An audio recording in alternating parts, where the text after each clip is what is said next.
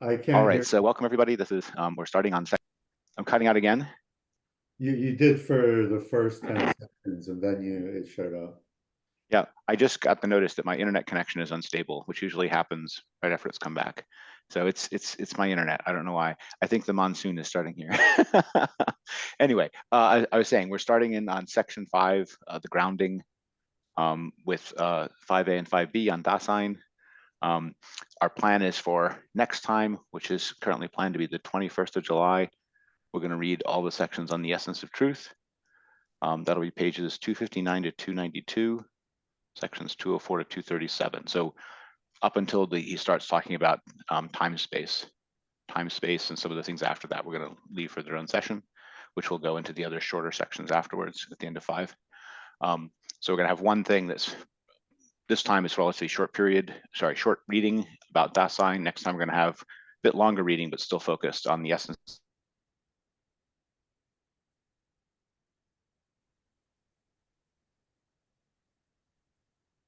of truth stuff. And I want to leave time space. Anyway, that's just again. Wow, this is going to be fun if I keep having audio problems.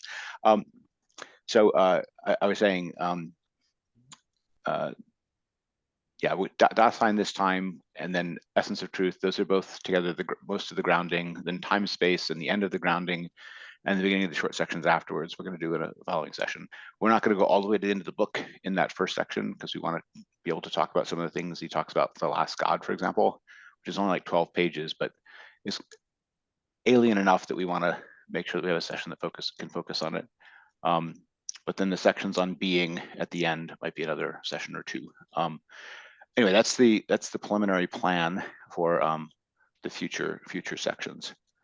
But this time we're doing the grounding, 5A, 5B, Da-sein, and going to go around the table and get everybody's initial reactions first.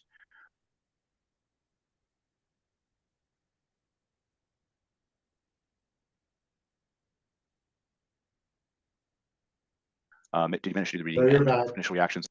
I can't do much anything about it. Yeah, I can't do much anything about the occasional cutouts. But do tell me if I have to go to the ground again. I was saying when we did round robin, I know that Isabel had some medical issues, so we might not hear from her, but that's fine. And glad she can join us. Joe, you want to give us your first reactions? Well, I'm a truant, and so I can't really report very much. I've been quite busy, and once again, I'm eager that the thing is recorded because I get so much more by being able to spend leisure time, evening time, reviewing it and listening to it again. So let me pass for the moment. Okay. Sorry. Can I ask you one question before we pass? Do you remember the material and being in time enough that you have your own notion going in of what he's going to mean by Da-sein? Yeah. Oh, yes, very much so. And I like that concept very, very much. I'm intrigued by the linkage you made in earlier chapters about or earlier books about the connection that Da-sein itself has with being itself, B-E-Y itself. And I thought that I'm interested in learning more about that. And the material that I've not yet digested here, I'm sure gets me much closer to that. All of this is an intriguing enhancification of what I picked up out of being in time, which, by the way, I want to reread again if I ever have it 6 months lying around on a beach. Right. I just have a picture of 6 months lying on a beach. Yeah, one of the reasons I bring that up is, I mean, part of the section is to be about how the Da-sein he's talking about here is already sort of foreshadowed in being in time, but the notion has moved a bit. He's trying to clarify what he means by it now. It's not quite the same thing. He often here is using it with the hyphen to emphasize that it's the there dash being rather than existence, something like that. And we'll talk about those terminological things, but he's definitely, one of the reasons I asked the question is a lot of people's only understanding of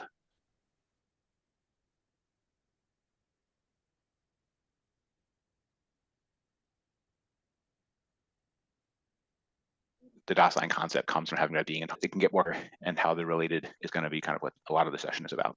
So with that, we'll go over to Pete's first reactions. I know he knows about this stuff. So So I read it like the 3 weeks following the last session, and I've tried to return to it a bit, but busier than usual.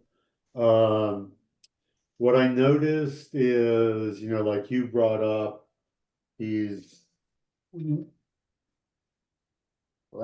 he's sort of elaborating on what Da-sein means from since being in time and the reaction to that, and also thrownness, which is interesting. He's got the Da-sein with a hyphen between the A and the S, and sometimes he doesn't use it.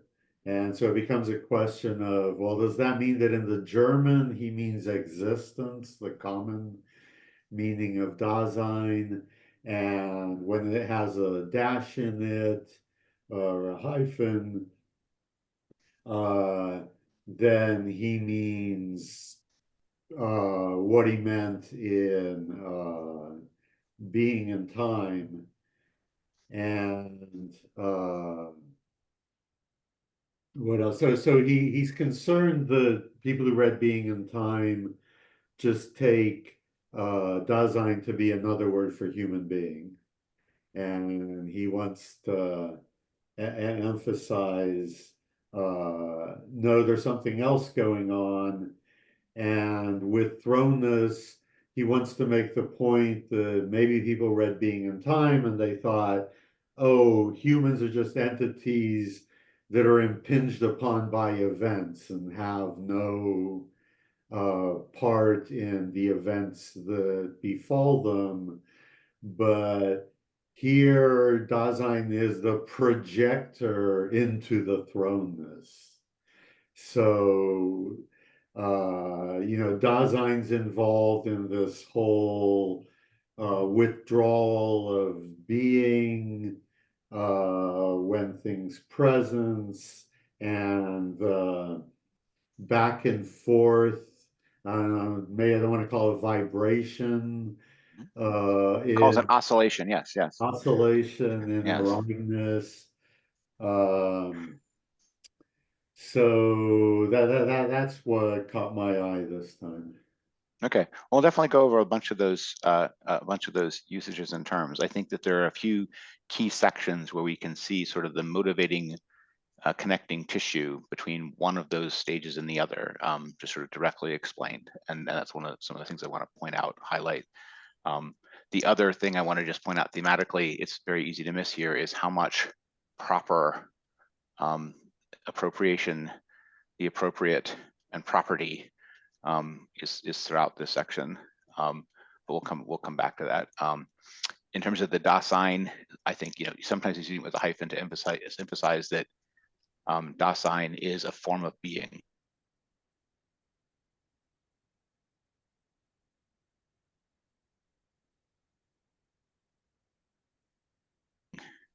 And you hear me now? Can you hear me now? The last thing we heard was Dasein was a form of being. Yes. And okay. Yeah, in the previous section, I think when he introduces the hyphen, he italicizes the Sein. That's what I was about to say, right? Yeah, he often going to say that he'll italicize it as well. So it's the form of being of there, and then he'll even give the formula here that the being of the there, which we'll come to. All right, but these are great topics to make sure we cover, and we definitely have to cover the thrownness and the projection notion. I'm going to skip over Isabel because she told me I should. Jason, my namesake Benton, do you have first reactions? Yeah, it's interesting. The last meetup I was in, we were talking about Dasein, and it was a McManus book, and he was referring to Dasein in terms of correctness, in terms of understanding how someone has thrownness. And I found that really disturbing because, well, maybe that's the way it was, when Heidegger wrote Being in Time, because I'm so fixated on the later Heidegger where Dasein is trying to relate to truth. So the early Heidegger just seems to be, trying to make phenomenology work. And at some point, maybe in this book, he starts clarifying for himself, truth is more important than correctness. Because in philosophy, it often does result in this discussion of, well, are you correct? Are you right? Do you have the right knowledge? And Heidegger at some point just says, this is not what Da-sein's about. It's got to be about truth. And that's why he has this very difficult, elaborate discussion. And I think he's still kind of discovering, obviously he's looking back to the Greeks and their difficult understanding of being. But he doesn't really articulate how he develops this new avenue of address. At least I don't think he does a good job articulating how he manages this. But he realizes there is something more at stake here than just getting the knowledge or getting what is true correct. But that's the part I appreciate about his work. So okay. So I mean, all next time we're going to be talking about the essence of truth, and this next sections of this book also relate to that subject matter in his his own other book on that, where he's going through Plato's Allegory of the Cave and Plato's Theaetetus on the essence of truth, and truth is aletheia, and a lot of that is trying to move away from the notion of truth as correctness, but it's the notion that truth has a history, and that there's an older, more basic sense of truth, which is more like a noetic perception awareness that is prior to and the ground of truth is correctness, deeper than truth is correctness. And I think you're right that there's a connection here between what he's saying about Da-sein and truth, and wanting to get to truth, even in being in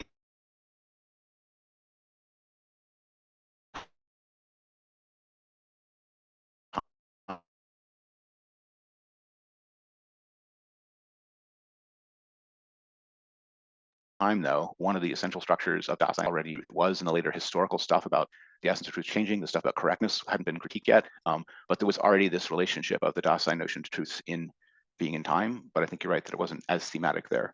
It will be a little bit more thematic in our next section of this book.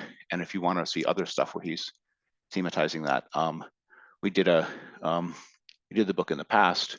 I don't know, a year ago. It's this one on the essence of truth, including the coverage of Plato's Cave and the Theaetetus in it. That's a little bit earlier than the time of the book we're reading now. But he's definitely in the next sections referring to some of the same developments. Okay, Josh?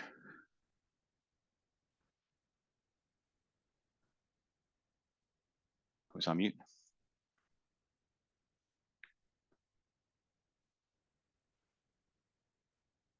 I don't know if Josh is not interested in commenting or if he hasn't found the mute button.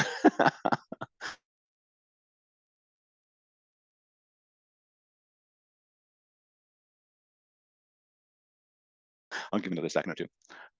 Moving on to the questions I wanted to cover then. So we got things we know we need to cover. The different senses of Da-sein, why he's hyphenating it, projection, truth. Absolutely. So let's start with a little bit on the Da-sein in the, oh, my internet connection is unstable, so you probably couldn't hear the last thing I said. How about now? Can you hear me now? Yeah, you've been good for the last few minutes. While you were talking to Jason, you cut out for about a minute. Okay. You might want to stop video just to get more bandwidth for audio. They do that on other meetups. That's possible. I'll try that for a second and see if it makes any difference. Right. So you can look at my my face at Lake Louise statically instead of me actually talking. I was saying to Jason that other Jason that there's a lot of material from Heidegger on the essence of truth question, especially related to Plato.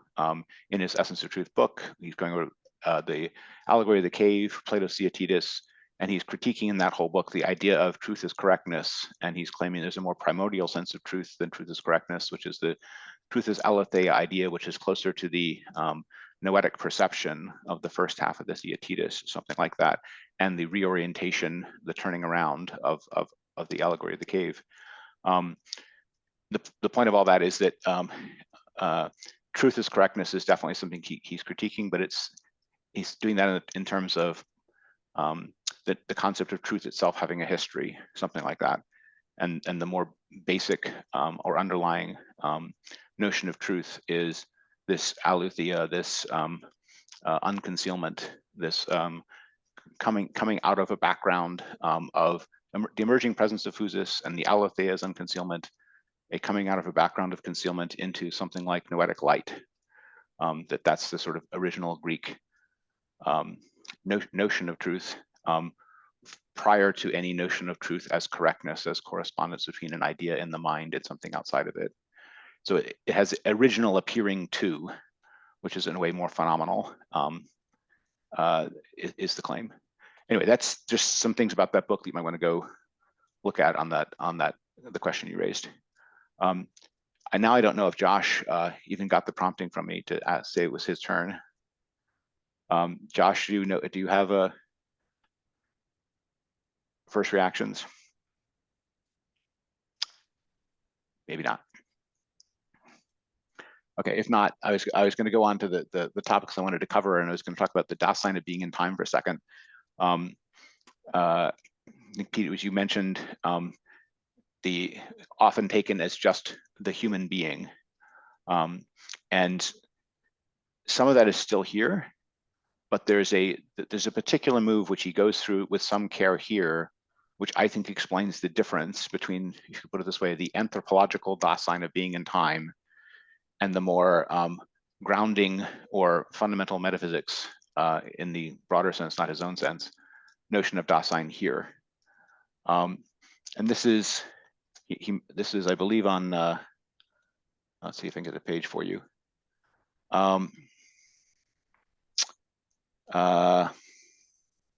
Yes, page 236.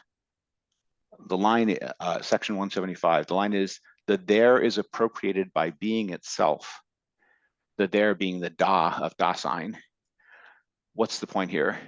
The point here is, from the Heidegger of this book's perspective, someone who sees Da-sein as meaning only human being is burying the lead. The lead is that the open, where the appearing happens, the opening of the there, is actual. You can say secondarily that the human being has a special relationship to that there, but that the there is actual is the lead. You can put it as, through all the neo-Kantian sort of transcendental moves in being in time, you're trying to break through from the merely experience to the underlying structures that have to be there and have to be true for those experiences to make sense or to be the way that they are. There's a second level of that breakthrough going on here, which is just that the there as the open or as truth is already in being. So there, Da-sein as human, is human being, but it's only human being because it's first being. And the first thing is that the there is, that the open of the event occurs. And that's when he's talking about breaking through to ground, what a shift in perspective he's talking about here. It's not, you're not starting from understanding human being as a special kind of entity that has a consciousness. Instead, you're noticing the there of appearing where truth occurs as the event of being itself, the event of the appearing of being itself, that then human being has a relationship to, right? So in older metaphysical terms, first, there is the open, there is truth, before it can be experienced, before it can be perceived, or as soon as it can be perceived, if you like, instead of before. The ground is that the open and the appearing occur, right? That's the move he's calling the event. And there's other traditions like this where you start from any subjective experience and you find its not merely subjective ground, right? That's the move that's going on here. As there's this turn in the meaning of Da-sein in Heidegger, he's giving his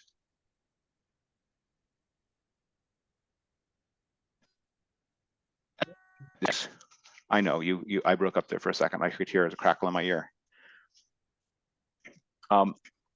So section 175, can you hear me now? Section 175 is Da-sein and beings as a whole, which kind of already announces on its face that this is a grounding metaphysics kind of section. And he talks about the human being as the between, and we'll talk about what the between means and other definitions of the between in a second. But in the middle of the second paragraph, that there is appropriated by being itself, the human being as steward of the truth of being is subsequently appropriated, and as belonging to Da-sein is appropriated in a preeminent unique way. So there's an order of these things. First, that they're appropriated by being itself, and second, the human being subsequently appropriated as steward. So that means that there's a sense of Da-sein which is prior to its sense as human being. Why do I say that? Appropriated by is being used here to refer to this in being and time, the way that which the beings that we attend to, the focuses of our attention, sees the mind is this appropriating business. A mission to be the place or site of the revealing is also spoken of as appropriation throughout. But you should notice of the word appropriate means to make something its property. In saying that the there is appropriated by being itself, he's referring to an event, but he's also saying the da, the there, is a property of being itself. Being itself has da-ness. Being itself has da. The there happens. The there occurs. So the open site occurring and the event of the open site occurring is not just something about us, it's something about being itself. Okay, that's what I'm calling the lead that is buried if you read Da-sein only in an anthropological way, right? First, there is the opening, there is the there, in which anything like truth can appear. Then human being standing out in that there, or as the between in that there, is appropriated by being itself, is given the mission by being itself to be the place or site where appearing occurs. Okay. So you could read all of that in a Kantian structure way, but that's not what's meant here. You could read all that in a sort of Platonic or Neoplatonic, structuring of levels of reality way of what depends upon what else. Again, not quite what's meant here, because it's not meant to be a model in which consciousness or human being rests upon a prior existent structure. Instead, each of these things is meant to be the direct meaning of the terms phenomenally, right? The there is the there is appropriated by being itself. Okay. And the human being only being subsequently appropriated is saying that the there being in the sense of human being is something like a calling mankind could live up to, right? And one of the things I want people to pay attention to is the many senses in which Da-sein as a potentiality of human being is referred to in sort of multi-voice levels. It's easy for someone who's expecting an anthropological model to expect Da-sein to be something which is always true of entities like Da-sein, whether they know it or not, and whether they like it or not, something like that. That's what we think of as essential properties. But here it's meant to be something more like a potential that human being has that it could actualize. And that's also why he, on the next page, will talk about being away, which is the way in which a human being can fail to rise to being Da-sein in this sense, right? And that is still a mode of Da-sein, if you like. It's a privative mode of Da-sein, but when human being is as being away, it's not attending to the there. It's not withstanding the there. He talks about this as the closeness of the mystery of being. Being away, in this sense, only where Da-sein. So again, being away is a mode of Da-sein, a privative mode of Da-sein. but it is a pushing aside of being. What's the point of this? Da-sein in the sort of anthropological read of being in time is a structure just about human being. Here, it's something more like a basic grounding metaphysical structure of truth itself. Human being then has a relationship to that possibility of Da-sein, which can fully realize it as Da-sein or can turn away from it as being away. Okay. So first, questions about any of that and why I'm stressing that I think this 175 is explaining the move. 175 is saying the there is appropriated by being itself. It's no longer just human being that has there-ness. Being itself now has there-ness. The there is part of the structure of how being itself essentially appears. The Da is part of the nature of event, of how being with a Y essentially unfolds. Okay, and I put it to you that that's why all of this is talking about ground. The ground we're getting to is a how being essentially occurs as a unfolding happening in the nature of truth, something like that, that is the ground on which human beings appreciating truth, trying to appreciate truth, running away from truth, any of those relations to truth happen only after and on the ground of that prior donness of being. All right, questions and reactions.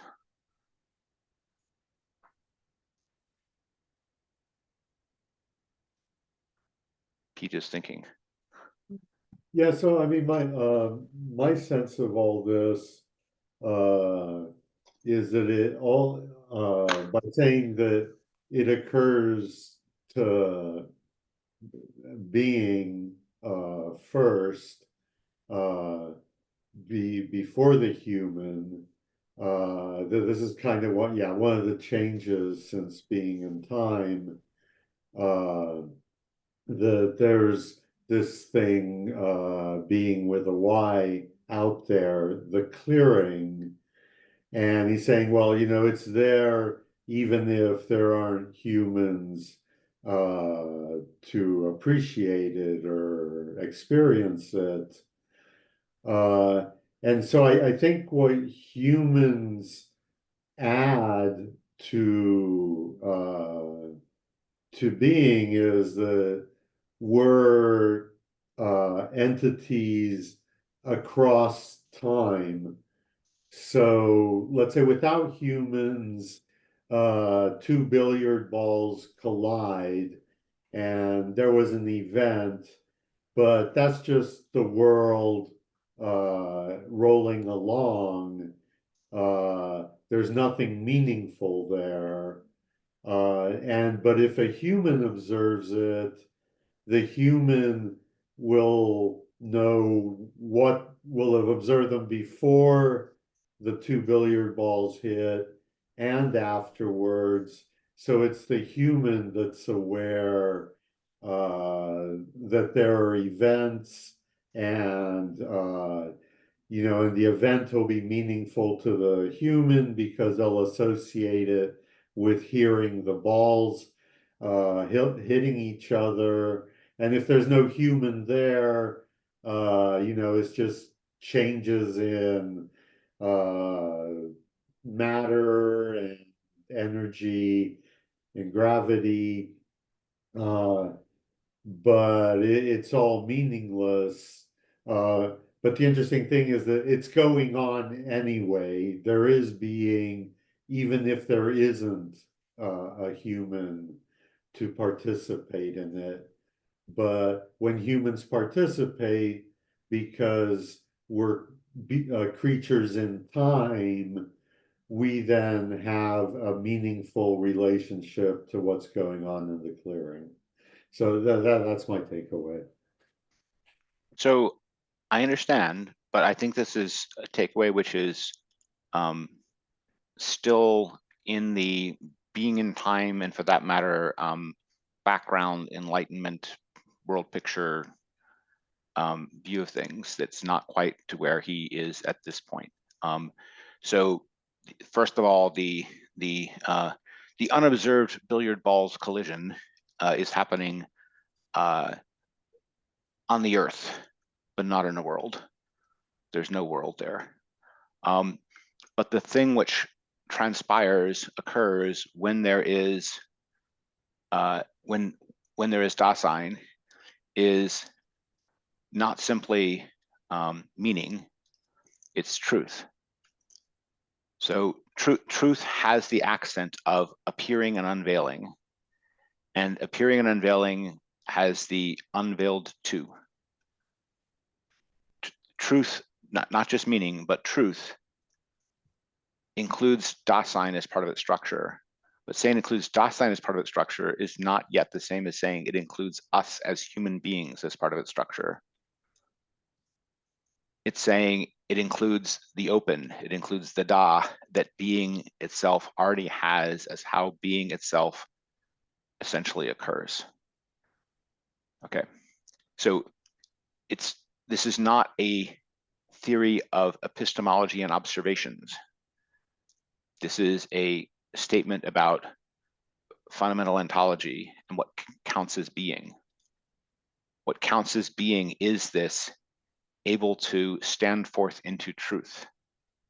That's what the being word is about. And can you have notions of the lethe, the abyss of the forgotten, out of which anything like truth shines? Absolutely. Do you have theories of what goes on in the abyss? No. Theory is seeing. If you're seeing, you're not in the abyss, right? So the other, we'll get to the relation of Da-sein in this sense to imagination on 247, but the Heidegger is working the notion of this oscillation of appearing to into the meaning of being, of the word being itself, into the notion of being itself. And he is not leaving a sense or meaning of being for something which does not, at least potentially, arise into the there, except these terms like the concealed, the withdrawn, oblivion. Okay, so that's just first about the, he's not trying to make a model of observed and unobserved events by observers that he, not as an observer, is watching walk around in a world. The mind which is painting that picture is the observer he's talking about, not the observers walking around in it. That's the first point. Right. So I have a question there. Where Sure. you brought up, the truth, and so in this paragraph, he has the truth of being. Yes. And so I'm wondering what truth adds there. So if I say I am the steward of being, Yes. what extra happens when I say I am the steward of the truth of being? It means that not only the mystery behind things aspect of being, the withdrawn and concealment aspect of being, but the shining, appearing into truth and being secured in beings aspect of being is being referenced. The truth of being is a bringing forth into the open, not just the structural lurking behind, and that bringing forth into the open includes securing in beings, writings, sayings, words, right? The securing in beings includes what he calls several times here, the creative acts, the creative work. That includes the capturing in words, the capturing in language, right? All of that is part of the attempt to anchor or secure or shepherd the appearing part in something which is secured in beings. I don't know if that helps. I have a Go ahead, quick Jason. question. Yes. And judgment comes into play, doesn't it? Or is that more in the wrong direction? He's not thinking Judging, about. yeah.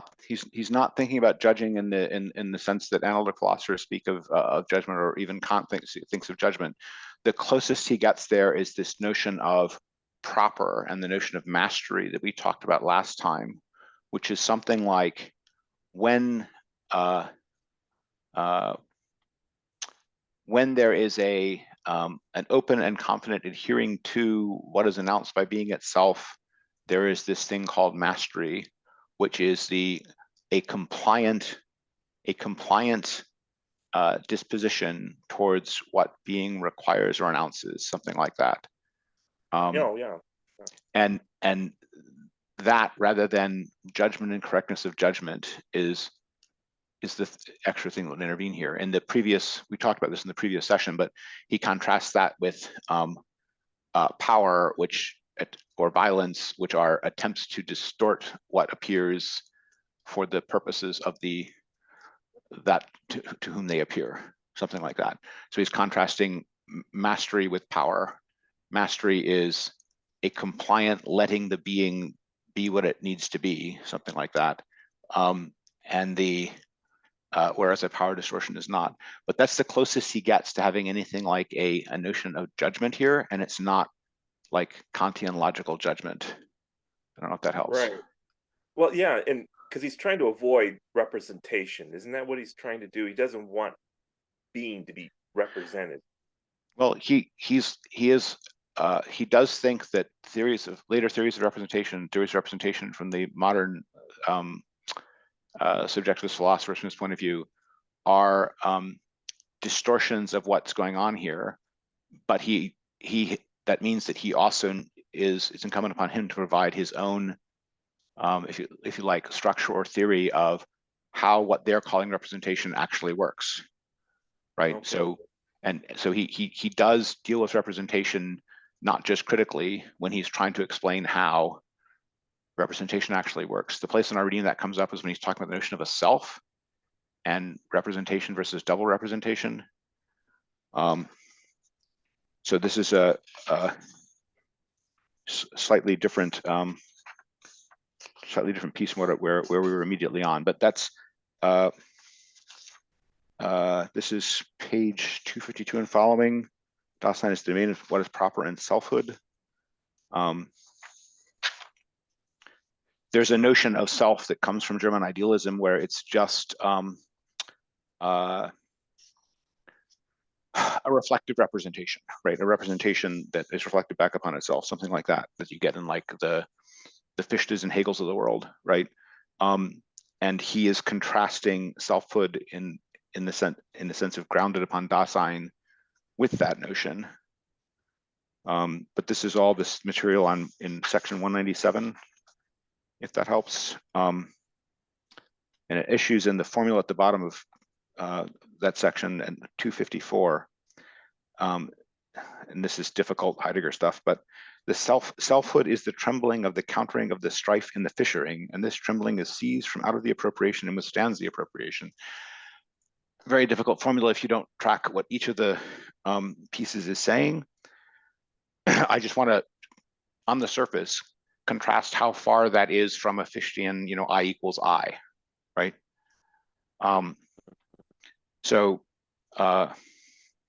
Okay. And we can go into the details of the formula, but just that contrast will already put you on the right track, if that helps. We talked about the fissuring last time. I don't know if we could have to go to it again, but the fissuring is something like the notion of a fundamental distinction or falling apart of being in Da-sein, as well as gods and mortals, something like that. It's a fundamental distinguishing of being, if you like, that falls apart is not the right word, articulates itself into these structures, right? These structures of distinction. That's the fissuring. Strife in the fissuring is that every one of those distinctions is a contrast and a struggle, something like that. countering of the strife. This is the mentally comprehending the distinction and holding together the things that unite them, right? It's that Heraclitean notion of you have a distinction and there's an underlying agreement between things being distinguished, which defines the axis of the distinguishing, right? That's this countering the strife business, and that's he's talking about a trembling in that. So there's an aspect of that which is unstable. Trembling is seized from out of the appropriation withstands the appropriation. The appropriation being discussed here is the way in which I'll put it in psychological terms, or modern subjectivist philosophy terms for a second. The way in which being seizes the mind, right? The trembling is seized from out of the appropriation withstands the appropriation, meaning it's open to the occurrence of truth that is happening. It's withstanding the occurrence of truth of that. All of this is meant to be a formula of selfhood, right? So again, it's at the end of a long section that is trying to define what selfhood on this ground of Da-sein properly means. The beginning of it is being a self is the essential occurrence of Da-sein, and the self of the human being is attained only through the steadfastness in Da-sein. The claim of that is that self, in the sense he's using here, means grounded in the truth of the open, grounded in the fact that you are a piece of the openness where truth appears. That's what it is to be a self. It's to have the truth mission of being a place where truth appears. There's a place in Kierkegaard where he talks about the self being founded transparently and the power that established it. It's the same kind of relationship to the ground as being talked about here. The selfhood is acceptance of relationship to the ground as grounded in the truth that appears in you. Anyways, I'm getting at what he means by self and how he's differentiating that from subjectivist models of how the little wound up machine works inside the whirligig that it happens to be a human being as opposed to a rock. Not what he's doing at all. Did any of that help? Yes, thank you. Okay. Okay. We need to go back to this some of the stuff that Pete was getting at. There is definitely some notion of being which is not just the fully arisen appeared. The other place where this comes up is in this section. I mean, our reading. I mean, is when he talks about Da-sein and death. Already in being in time, there was this being towards death notion. Here, there's at least three contrasts. There's the being away notion. There's the oblivion of being detected in the modern world notion as something that is seen, experienced, and immediately run from or sought to be avoided, something like that. And then there's also this, what does he say? He says, the more Da-sein experiences its ground directly, the more it sees the contrast to the nothingness at the edge of the ground. And this is what the way he's talking about how Da-sein, how us thinks about the limitation, its finitude, thinks about the limitation of its possibility, thinks about its death. So again, we are contrasting Da-sein as an attainment from something which is always automatically already achieved by any human being. And the underlying notion here is something like awakeness, living in the truth as it is. He talks about standing in the standing out into the exposed. He talks about what that upon which the storm of being plays. Right, there's this. This is top of 237. So Da-sein as an attainment of human being is consciously, steadfastly standing in the ground you are actually rooted in, which is a truth, a piece of the Da, a piece of the there, where the Da or the there is not your own exclusive possession. It's a prior sent by being itself. It's a property of being itself that is appropriating you, just like your attention can be appropriated by something you focus on.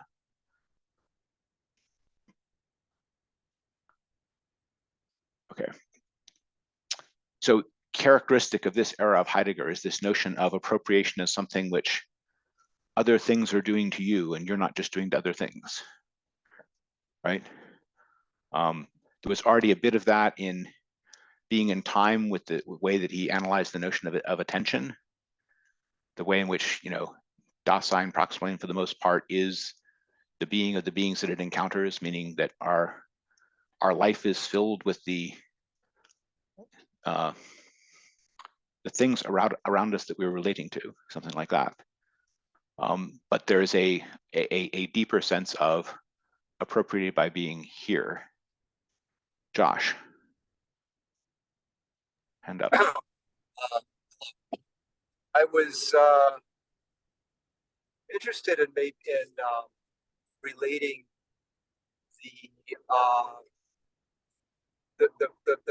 image, if you will, of self and that of a coming into self, or that which it is exposed to, or that which affects it, and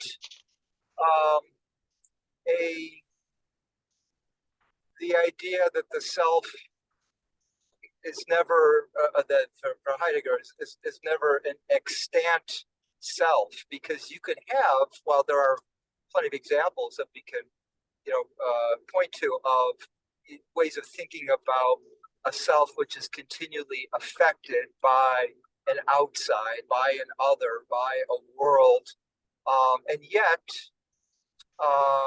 that self is thought of as extant. And what I mean by extant, well, present at hand, but what I mean also, to elaborate on that, it would imply a self that has a certain say trajectory or purpose or goals or identity, or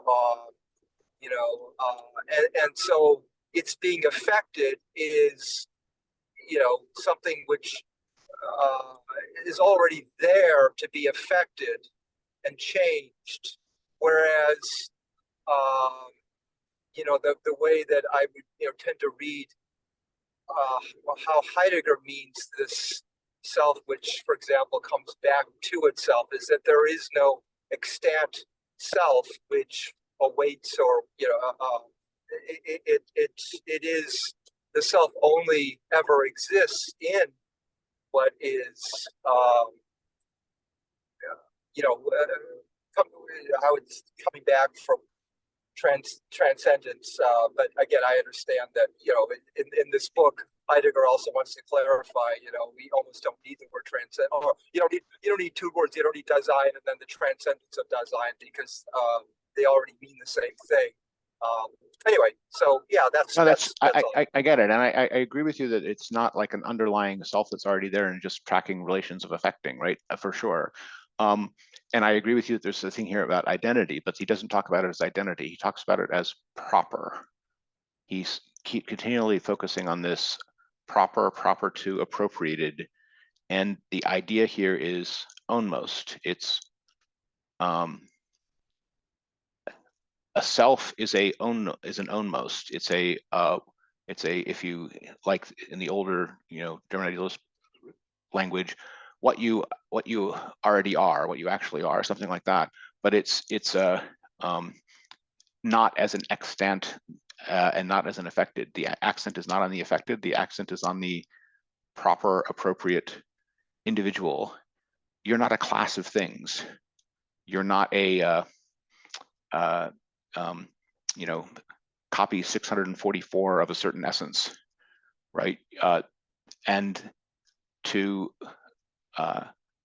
be a self is to have that proper in the relation to the actual ground on which you stand, right? And it is certainly true that you do not make that ground, and that is the source of a lot of alienation in the world. That's the thrownness business.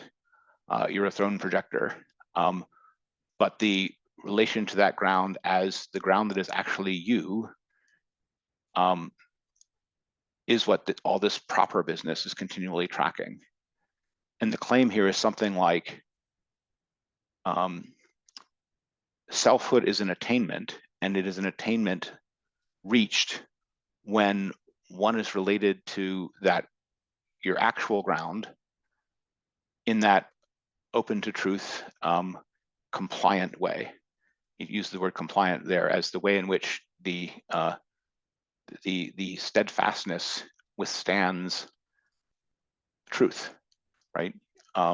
As opposed to being a way to run from it, or as consigning it to oblivion, or distorting it with power. There's all kinds of different ways in which human beings can avoid this proper, which from Heidegger's point of view is a proper that is an appropriated proper. It's something where being itself has assigned you your position and station, something like that. And the withstanding the truth as it appears to you in that station is the mission that is uniquely yours. And that's what when you're talking about identity, I think that's the kind of thing he's talking about. But he uses proper, he talks about the domain of what is proper on the analogy of the domain of a prince, right? The domain of what is proper is the domain of what is yours. And the what is yours is to be appropriated by the event the way you are appropriated by the event. And he calls that the enduring of the there, right? So it's an enduring, accepting truthfulness, something like that. Does that make sense? Yeah.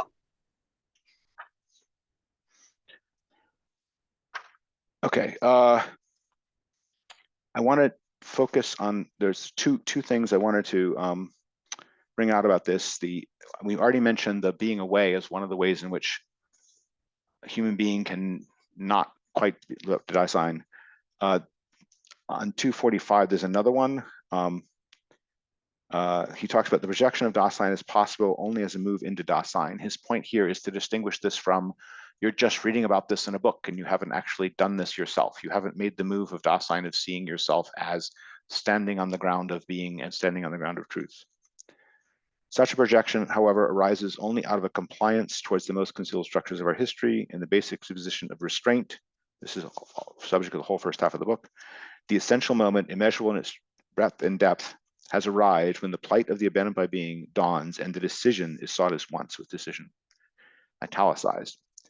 So he is inviting others to this action, but he is also autobiographically recording that this is how Da-sein was discovered, right? Da-sein is an attainment, not just in an individual life that could be away instead. It is something which happened in the history of Western philosophy when he was writing, that wasn't there at the time when Nietzsche was writing or the time when Hegel was writing, which doesn't mean that the structure of human being was fundamentally different. It means it wasn't unveiled and it wasn't put into words. It wasn't articulated. But the moment in which that articulation becomes possible, not even impossible, when it is unveiled, something like that, is when the plight of the abandoned by being dawns and the decision is sought at once. What is the decision that is being sought at once?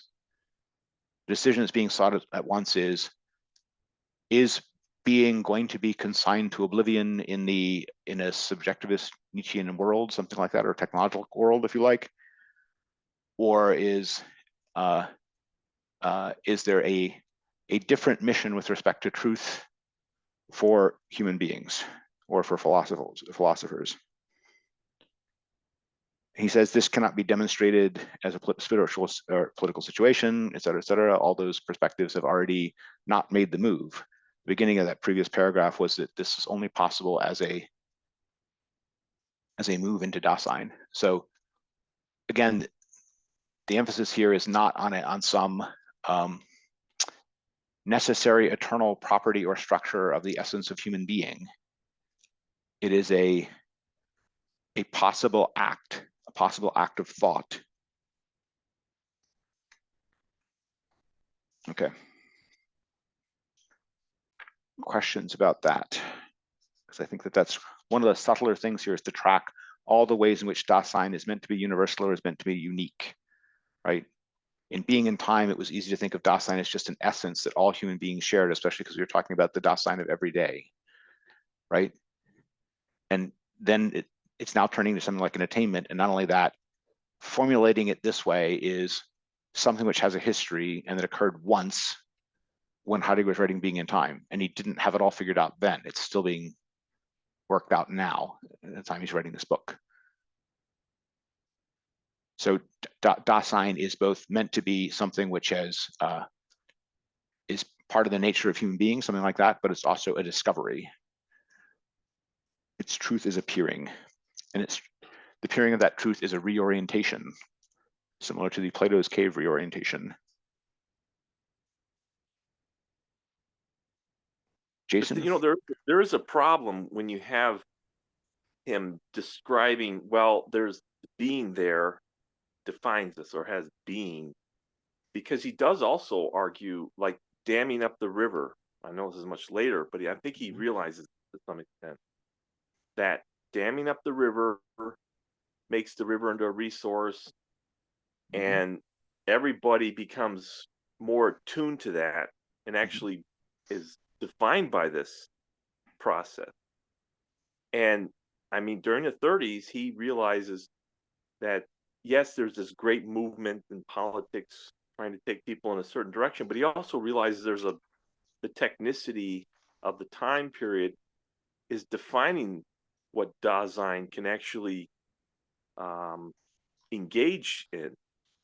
So he's sort of, I don't know his chronology well enough to say where he develops the problem, but I see that he at some point realizes, you know, Da-sein cannot simply engage what is the truth. Sometimes something is overwhelming even the possibility of truth.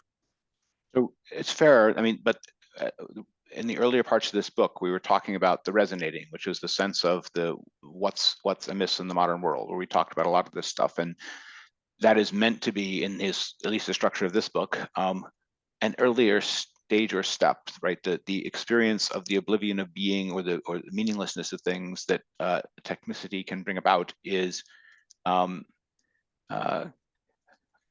it is something for which the leap under the ground of Da-sein is meant to be a breaking away from. He's diagnosing the technicity limited horizon of possibilities, the limited horizon of possibilities that world entails, as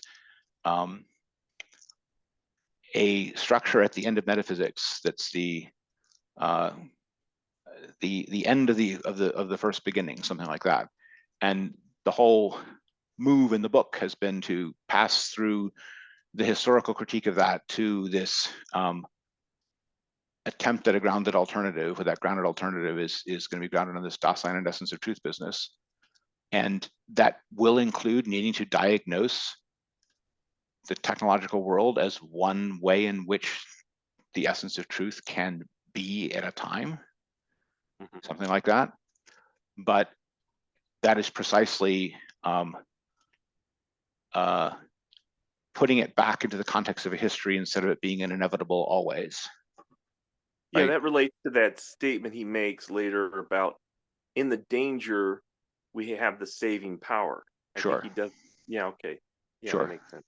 Sure. And the arising of the saving power is coming from the resonating of realizing that when you realize nothing is happening into being, this can cause a shock of a sense of lack or a sense of plight in that realization. And the stuff he's talking about here is, you know, when he talks about how the decision is immediately sought, right? He's talking about that as a reaction to that sense of plight. Another formulation, that sense of plight, besides the technological one, by the way, is also there in the essay, The Word of Nietzsche, God is Dead essay. But both of those are a plight that's being reacted to here. Okay. But the underlying idea here is that Da-sein, in this sense of something which is an element of how being itself essentially occurs that appropriates the human being, is the ground where truth happens. And man's calling, something like that, is to be the shepherd of that truth and to be steadfast, aware, exposed on that ground. So if you like, there's a kind of metaphysical sketch or view of what that entails for what that structure is, and that's what this stuff on 246 section 190 is kind of about.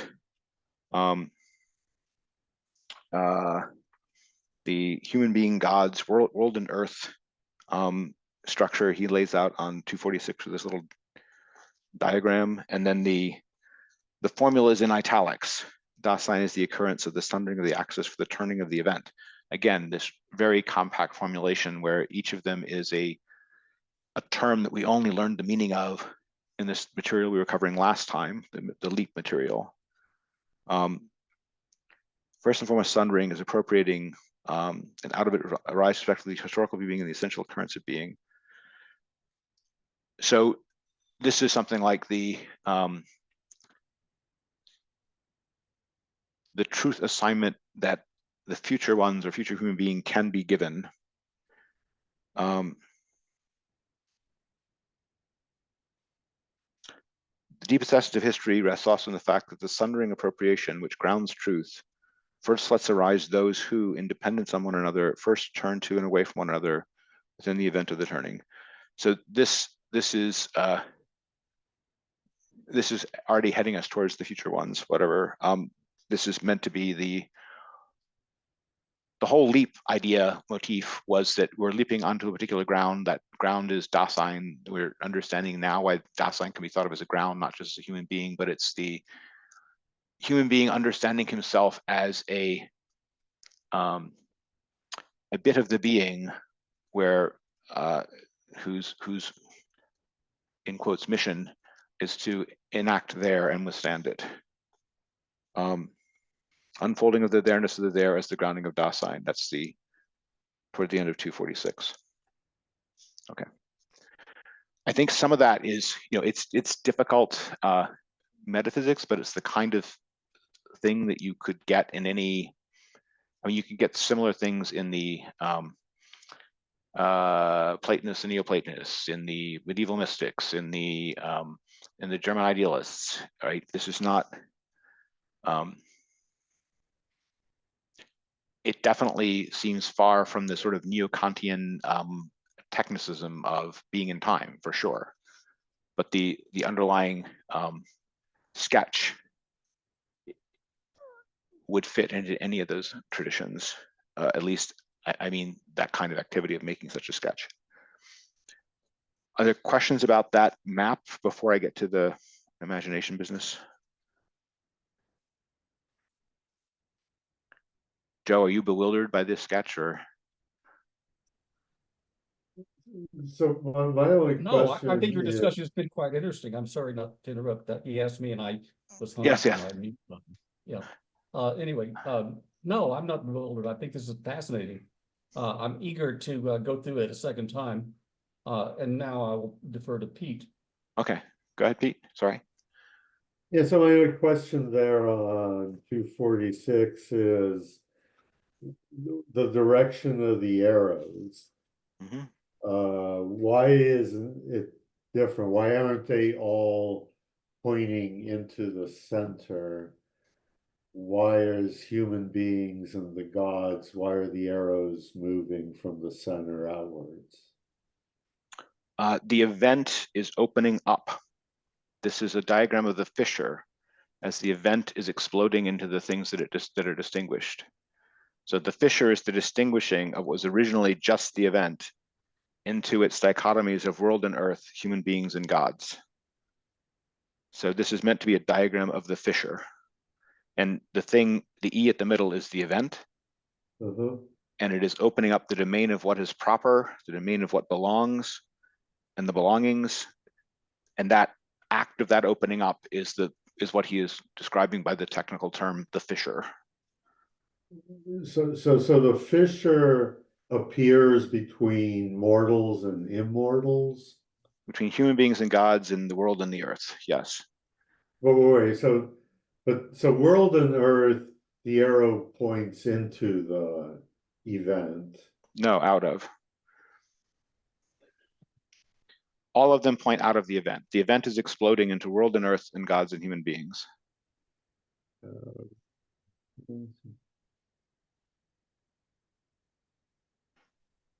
No, so the arrow goes from world and earth into event and out of event into human being and gods. Are you at 246? Yeah, unless they've redone it in a different edition. They've changed the direction of the arrows. They did. Oh, okay. So in yours, they're all going out. Yes.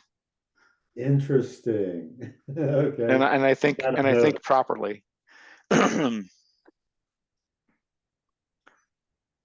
Yeah, I'll have to look at the GA volume. Actually, that should be 310. Yes, in the GA, they're all pointing away. Yes. Okay. Yep. That's interesting. And to me, it was clear from the fact that the immediately preceding text is the event opens up. But yes, well spotted that there's a difference. I think there's like movies where spotting differences in printed versions of what are supposedly the same book is thematic. Okay. But yes, that's the breaking apart of the event itself. If people don't know all the things that are being distinguished there, world is the structure from being in time that is the experienced domain of truth reality, something like that. Earth is a potentially hidden, underlying lethe oblivion that is the support of the world, but does not include that worldly existent component. So if you're thinking of the older Enlightenment worldview, imaginary epistemology, where there's no observer and you're watching the things walking around inside things, the hidden unobserved billiard balls of Pete's earlier example are Earth, right? Whereas the perceived billiard balls are world. But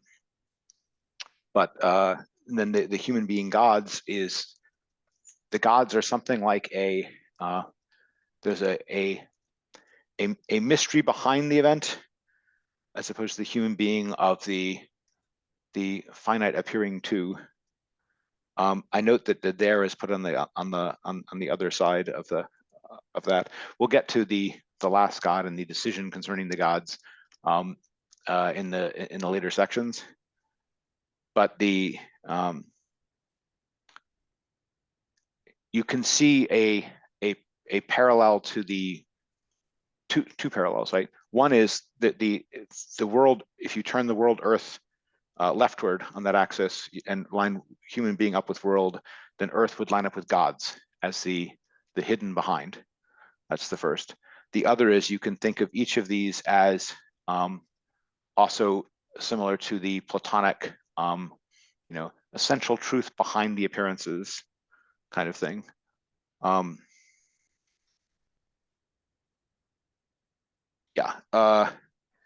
the section on the before the leap, mentioned the what was it? the trembling of divinization, right? And trembling because it's uncertain. It's not a palpable. It's not an experience. It's a sensed absence, something like that. Okay. So there's plenty that can be gone through in that diagram, and it repays attention to go through that whole section on 246 to sort of know the structure that he's laying out here for what Da-sein. When he says Da-sein is the occurrence of the sundering of the axis for the turning of the event. So the sundering of the axis. So imagine the E in that diagram above is a central pillar, right, that is breaking apart into these distinctions. When he says the turning in the event, the turning is the idea that the Da-sein is something like appearing to truth is founded on a prior being that is concealed, but that is not a one-way relation. Each of that relation spins. That relation can be played through its changes as many times as you like. Each stands on the other. That's the turning in the event, right? You could say you cannot distinguish between consciousness appearing in an objective prior world and vice versa, right? That's the turning business. But then the sundering, first and foremost, sundering is appropriating. What does that mean? Appropriating is taking possession of, but it's also having a property, and having a proper is acquiring properties, and being distinguished is to be distinguished is to have properties. If you're at the event, or to a Neoplatonist, if you're at the one, there aren't properties yet, because there's nothing proper, because nothing has been distinguished. So at the level of event or one, there has not yet been a sundering, and therefore there has not yet been appropriating, because there is not yet a proper to each side of these distinctions. But he says the appropriating out of it arise respectively the historical human being and the essential occurrence of being, the nearing and distancing of the gods. So those are the two sides of it. The human being and the God side of it is on the right side, where he says gods and there. That is meant to be the side of essential occurrence of being, which is the thing he's talking about as being with the Y. The nearing and distancing of the gods. Have the gods absconded? Are they nearing? Either of those senses that we talked about in the resonating. All of that is the pole on the other side of the event distinction, the other side of it from human being as the not just as Da-sein, but as the steward of truth. The thing that the steward of truth is trying to be true about is the essential occurrence of being, which is the there where truth happens, and the nearing and distancing of gods. Okay.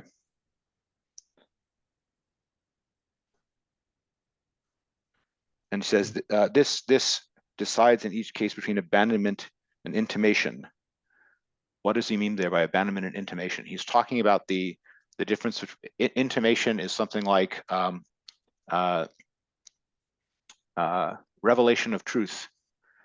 Is there revelation of truth, or is there nothing happening to being and abandonment of beings by being? Right, and that the claim here is that being always an undecided resonating play. That's the essence of the human being gods or their relation, right? Is that there is the question of abandonment or intimation is a decided in each case. Veils itself in the undecided, in undecidedness. So he's not claiming that there's one side or the other of that is already decided. He's claiming exactly that there and truth are the realm of the decision between abandonment and intimation. If you like to put it in theological terms, the possibility or non-actuality of revelation, something like that. I like to explain this to some people that It reads like Heidegger is trying to urge you that the most important thing happening to you today is that being is not talking to you. The divine and you are not on speaking terms, and you could pay attention to this. If you like, that's also just a call to philosophy, right? Try to get on speaking terms with the truth. Okay. I want to shift from this explication of all of this is meant to be about the grounding, and we're going to get into the essence of truth in later sections, but this is all meant to be landing us on the ground of we know ourselves to be a piece of being where truth can appear. I now want to move to 192. This is an extremely striking section. I don't know if anyone else commented on it, but because it brings up the notion of imagination. And a subjectivist could read this and say, being is all about imagination. Da-sein is all about imagination. In a way, yes, he's saying that Da-sein is all about imagination. The analytic Anglo-Saxon philosophers will be ecstatic at this finding, but that's because they won't necessarily understand it. He says, to the usual view directed towards being, Da-sein as grounding the openness of self-concealing appears as non-being and imagined. In fact, Da-sein as a projecting throne grounding is the highest reality in the domain of imagination. Okay, assume we understand imagination as something that happens in the event itself where all transfiguration oscillates. So I'm going to reprise the move I think he's doing with the being business and what is the lead that should not be buried. Imagination happens. It's an event. It's an actual occurrence. This is very different from saying imagination is a particular form of error to which bewildered apes are occasionally susceptible, right?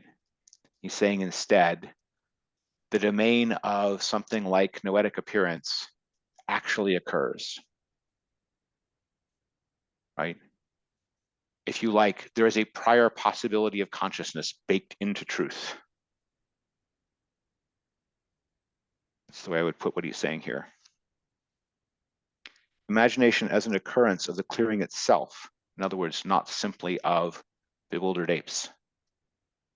Yet imagination is a name that names from the viewpoint of the immediate apprehending of on and beings, calculated in those terms, all being in its opening constitute a formed image, like a build, that is added to what it supposedly stands on its own. But all this is inverted. What is imagined in the usual sense is always the so-called really present at hand. What's the point of that? The point is that the normal way of thinking about imagination thinks of it as a may-on, as a sophistic distortion of the really there, right? And his point is that for there to be a there where the really there can appear, that's the Da structure. There is the highest reality in the domain of that imagination, which is the place or site in which the images of imagination can occur. If you want to put this in kind of who am I thinking of? Tractatus, early Wittgenstein terms. The place where facts occur and the place where truth occur are two different places. The place where imagination occurs is the place where truth occurs, if that helps, right? So he's not talking about, this geocoordinate on the surface of the earth when he's talking about where imagination is. He's talking more like where facts that are the case occur. Before facts that are the case occur, there is the possible appearing occurring, the possibility of something like consciousness. Okay. And he says, Da-sein is a projecting throne grounding is the highest reality in the domain of imagination. So that there is a kind of being that has there-ness, that is a projecting throne grounding, that is the grounding actual that enables anything that we would later call imagination to be possible. If you like, you can even understand this in just straight Neo-Kantian terms, right? For the imagination to be possible, the Da-sein structure has to already exist. Questions about why he's bringing up imagination here and how he's distinguishing what he's. Josh. My audio might be cutting out. Yeah, Go ahead, Josh. my reception may not be good. Let me know. Yeah, you're cutting in and out a little bit. That might be me, but I think you're cutting in and out a little bit.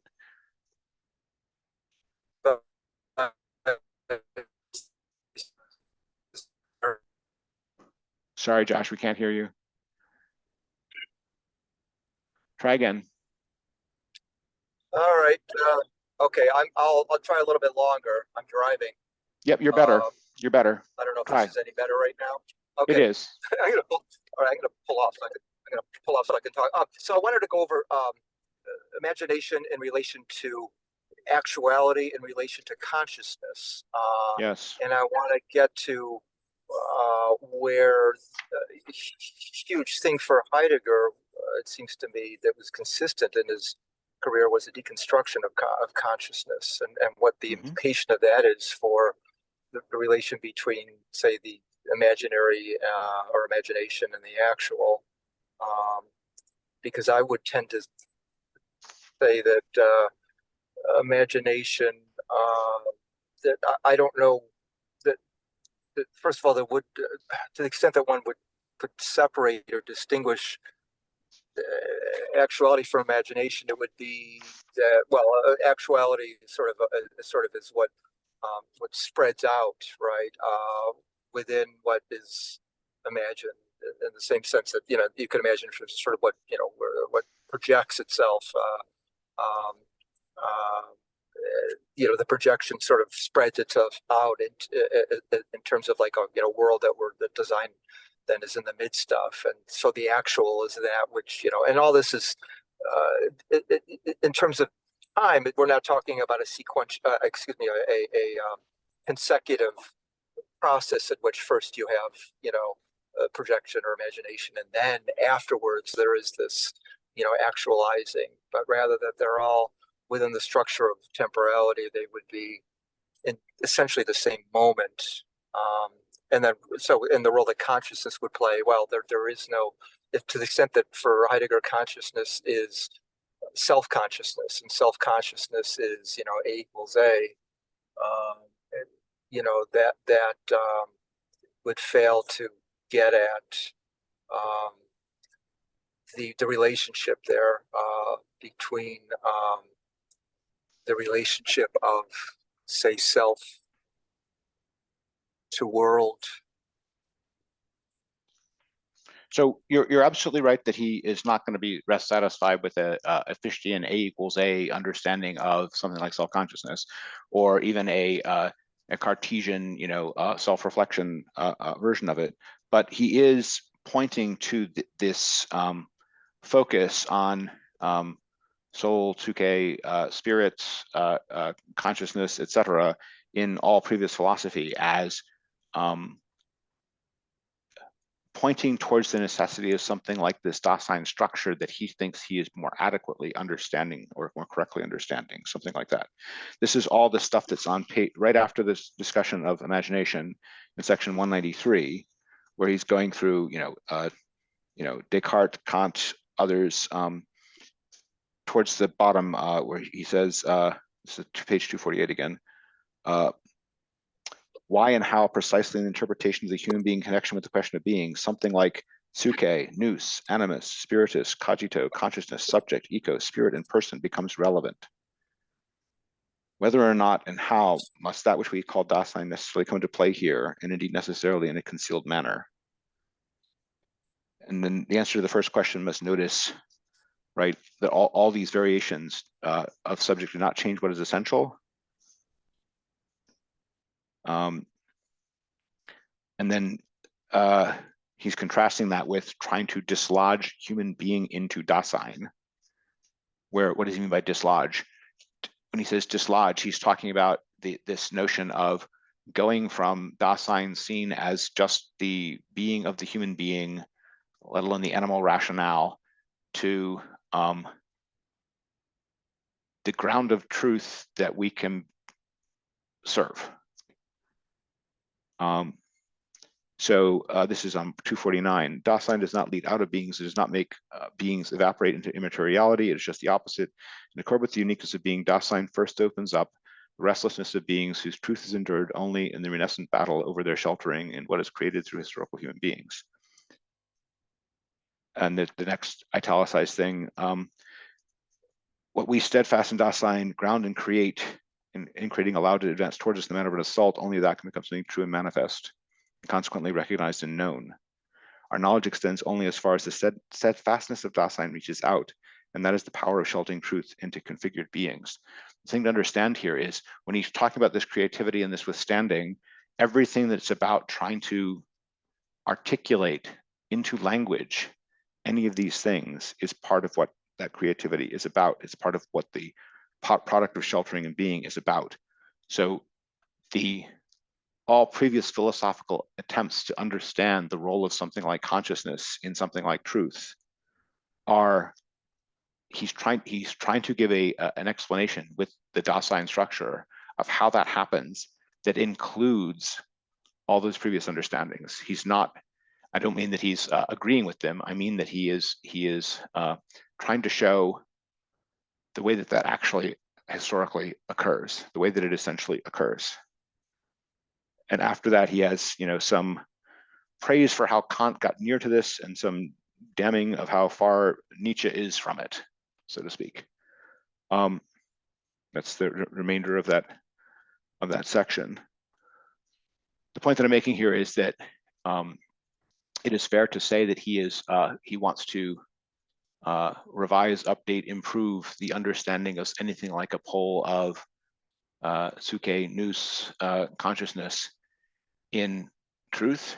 He thinks that the previous have been stuck in subjective illusions in that respect, and that it is much more accurate to understand Da-sein as this between business, this metaxy, and to understand the truths that human beings can attain about it as the extent to which they can shelter in beings, including in language, including in structures of thought that they create, what they experience of truth. So the point is, activities like he's engaged in and activities like the philosopher's form engaged in is meant to be sketched, described as it actually occurs in that italicized paragraph on page 249. Does that tie up with what you were trying to say, Josh? Yeah, I think so. Yeah. Okay. We want to get to throne projection in a second, but this is transport of human beings towards something. We also have to get to people at some point, but I first want to get to projection, because this is one of the things that people brought up as we have to cover here. So I think the underlying notion here, going back to being in time, is that of the throne projection. The throne, not even just the throne projection, the throne projector. What does that mean? This is, I'm looking at page 240, section 181 and then 182. The leap is the opening up self-projection into Da-sein. Da-sein is grounded in the leap. Grounded to the leap is that to which the leap leaps as opening up. Now keep in mind that leap is springing, and it's springing onto the ground. Okay. The ground that it's springing onto is the actual ground of Da-sein in the being in time sense, as Da-sign in the being of the there sense. Okay. Self-projection. The self first becomes proper to itself. Notice the proper again in the leap. Yet that is not an absolute creation. On the contrary, the thrownness of the self-projection of the projector opens up abyssally, very differently than in the case of the finitude, the so-called objectively present creations and productions of the demiurgus, where demiurgus is referring back to Plato and creation. The point of this is the The throne projector doesn't make, sorry, the throne projector does not make the earth. It sees or interprets a meaning of a world, if that makes sense. But when he says the projector opens up abyssally and hyphenates it, why is he doing that? This is not a matter of adjusting a view which is already there that might be less accurate or might be more accurate that is being adjusted. No, it's the opening up abyssally means opening up from a background of not there at all, not in existence at all. So the there in which truth can appear appears on a background of the darkness of abyss of oblivion. And so does the Da-sein's possibilities. The very projector Da-sein is thrown at is appropriated by being. So the projector itself is a property of being. Being has the projector, right?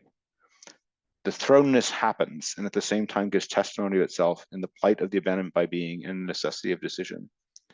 So what is the plight of the abandonment by being? This is all the stuff we got back in the resonating section. The updating of the sense of what Nietzsche sketched as nihilism into the plight of abandonment by being, or what the question concerning technology talks about as nothing happening to being, right? When you talk about necessity of decision, this is in that plight, if that plight is sensed, and the resonating is all about sensing it. In that plight, if that plight is sensed, there is a proper to the experience itself of the necessity of a decision.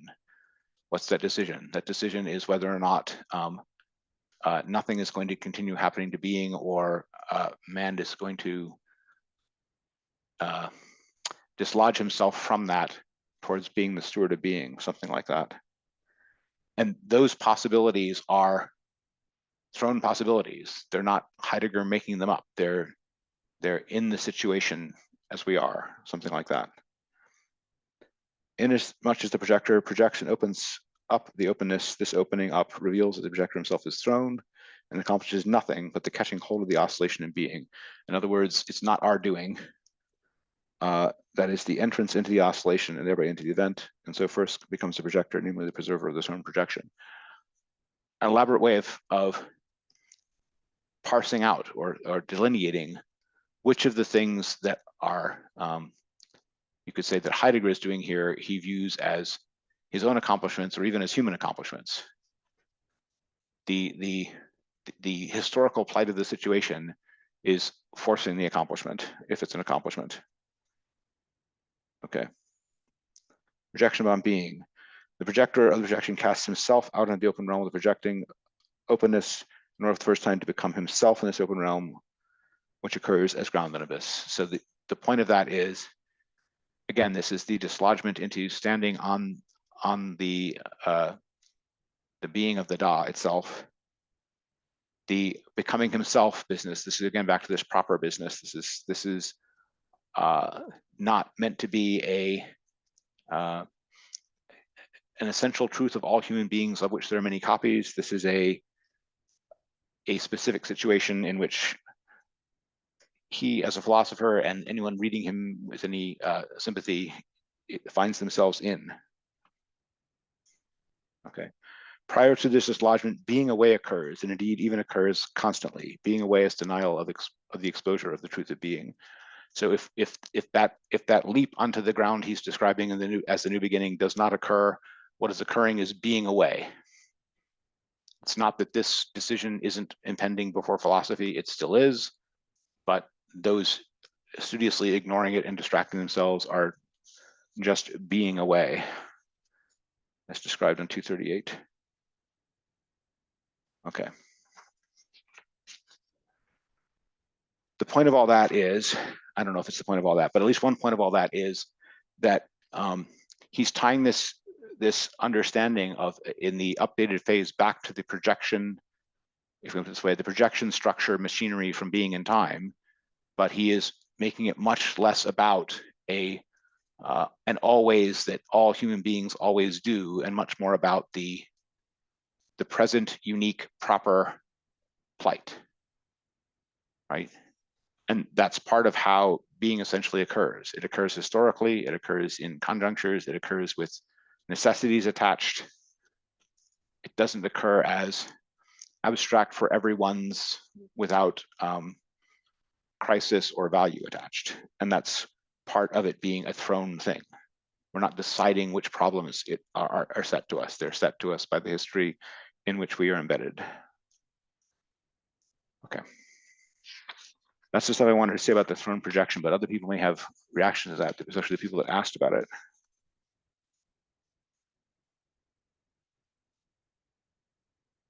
Comments about the throne projection?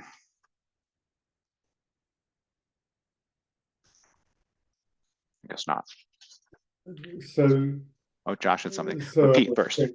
I'm a bit lost. So, the being in time one is always already. Yes. Da-sein is always projecting Correct. into the future. But you're saying that in here, he's saying it's more of a unique event that only happens sometimes. Well, even in being in time, projection of future possibilities coming back to Da-sein in its everyday possibilities still had this authenticity eigenleak option of, are these really the experiences proper to my life, right? My proper experiences. And there was already a notion that that was a part of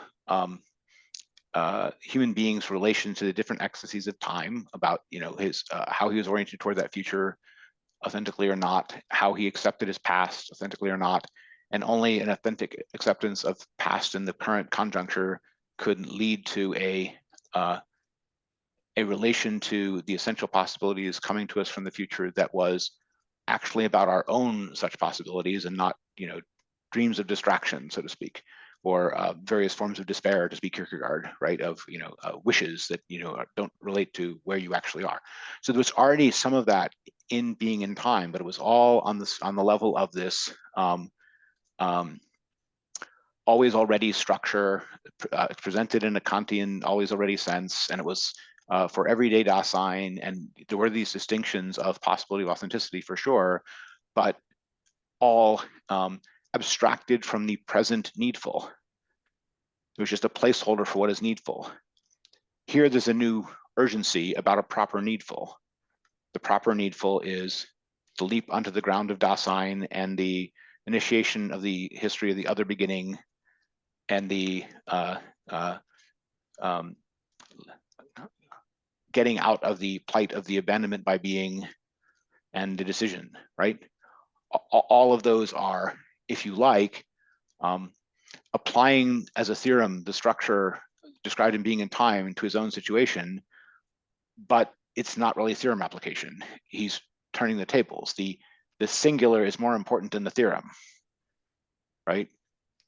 The actual philosophical requirement of where philosophy has to go now in the situation into which it is thrown is more essential for arriving at a proper we can actually do than recognizing some structure that was true in Plato's day and will be true 1,000 years from now, right? The prior scientific expectation that the more general something is, the more valuable is, has been inverted. That's part of our new event focus. The thing which is happening now, once properly, is more important than the general case. And he's relating that to the fact that the projector is thrown, right? Which is in line with what he said in being in time, but the point is, part of being thrown is the where you are is more important than the where you are is more important. That's the right way of putting it. Sorry, Josh. So the way that I look at, say, the difference between what you see here and, say, Being in Time in the sections concerning average everydayness and Da-sein is that you don't have a historical sense there at all of Da-sein or average everydayness, whereas here, now that he's spent a number of years with an appreciation of history, right? That average everydayness and all of those analyses from Being in Time become associated with epochs, historical epochs, in which that was how that was how being was conceived, and so this leap to the other beginning is one in which it becomes no longer necessary to to fall into that kind of thinking, whereas all you get in Being in Time is it's very rare. It happens very rarely that one Da-sein attains authenticity. So you have absolutely no historical sense of it at all. It's simply, the impression you get from it is that, well, for all time, forever, has always been this back and forth between, most of the time we spend in this, universalizing of being in terms of beings and beingness, and very occasionally there is this, authentic thinking of being. So I think you're right about the focus on the historical conjuncture, but I think that there was already a notion of rising to the level of the history that you were in, and in the authenticity and calling notions that were there in Being in Time, and even in the Being Towards Death stuff that was there in Being in Time. So, but yes, the accent was all on the always. There, he still does talk about the always here, but it's definitely a changed always. I'm thinking of the stuff on the bottom of 254, when he's talking about the self. He says the with itself of self essentially occurs as steadfast acceptance of the appropriation. Selfhood's belongingness in the intimacy of the strife as conflict over appropriation. What's the point of that? The point is that there is part of that which is as universal as the structures in Being in Time, but now he's talking about self. But the point actually being said about it is that attaining to self is being grounded in the appropriation, which means it's being as you are situated, if I can put it that way. And the as you are situated includes the actual plight and history and conjuncture you're in this case, especially in history of thought, in history of philosophy, in the crises in philosophy, or in the just widening out to the modern world, in the nothing is happening to being era, and whatever that's going to entail. So I'm mostly agreeing with you, but I'm saying that there are places where he still will point to these structures that are meant to be persistent. I won't say eternal, but persistent. The selfhood relation, for example, he's looking to here. And there were some elements of the, even the things which were enunciated in those terms, which were still meant to be calls that the reader would personalize for himself when he talked about, the call, and he talked about resoluteness in the moment and those sorts of things. But he was relying there on the reader to supply the historical context of what was needed, whereas here he's supplying it in this whole structure he's laying out in the book. But primarily for himself, I would say. This is his mission. He's calling other people to it, but it's first of all his mission.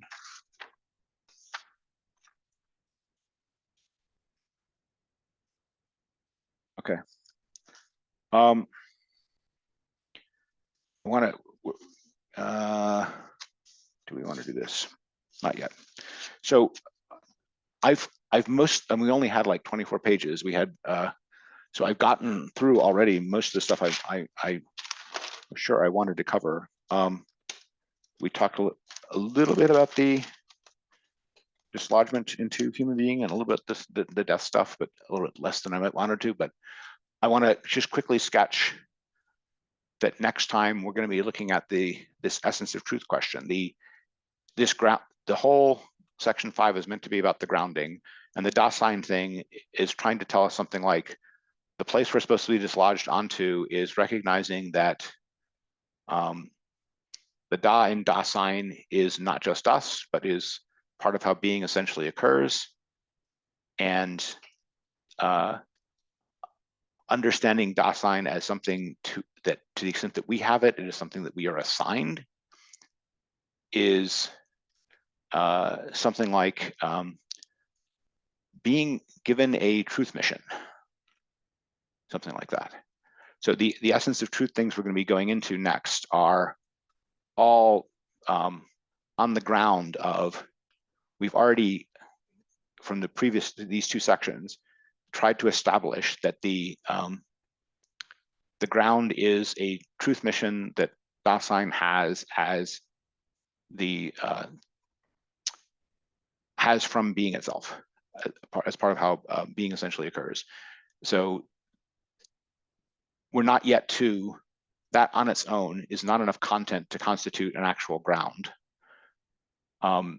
It needs its truth content, because all it has said so far is formally, structurally, truth and serving truth is the important thing.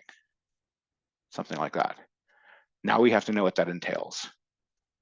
We have to understand something about what essence of truth and what it would mean to secure the arising appearing of truth into beings, what that would entail, what that would look like.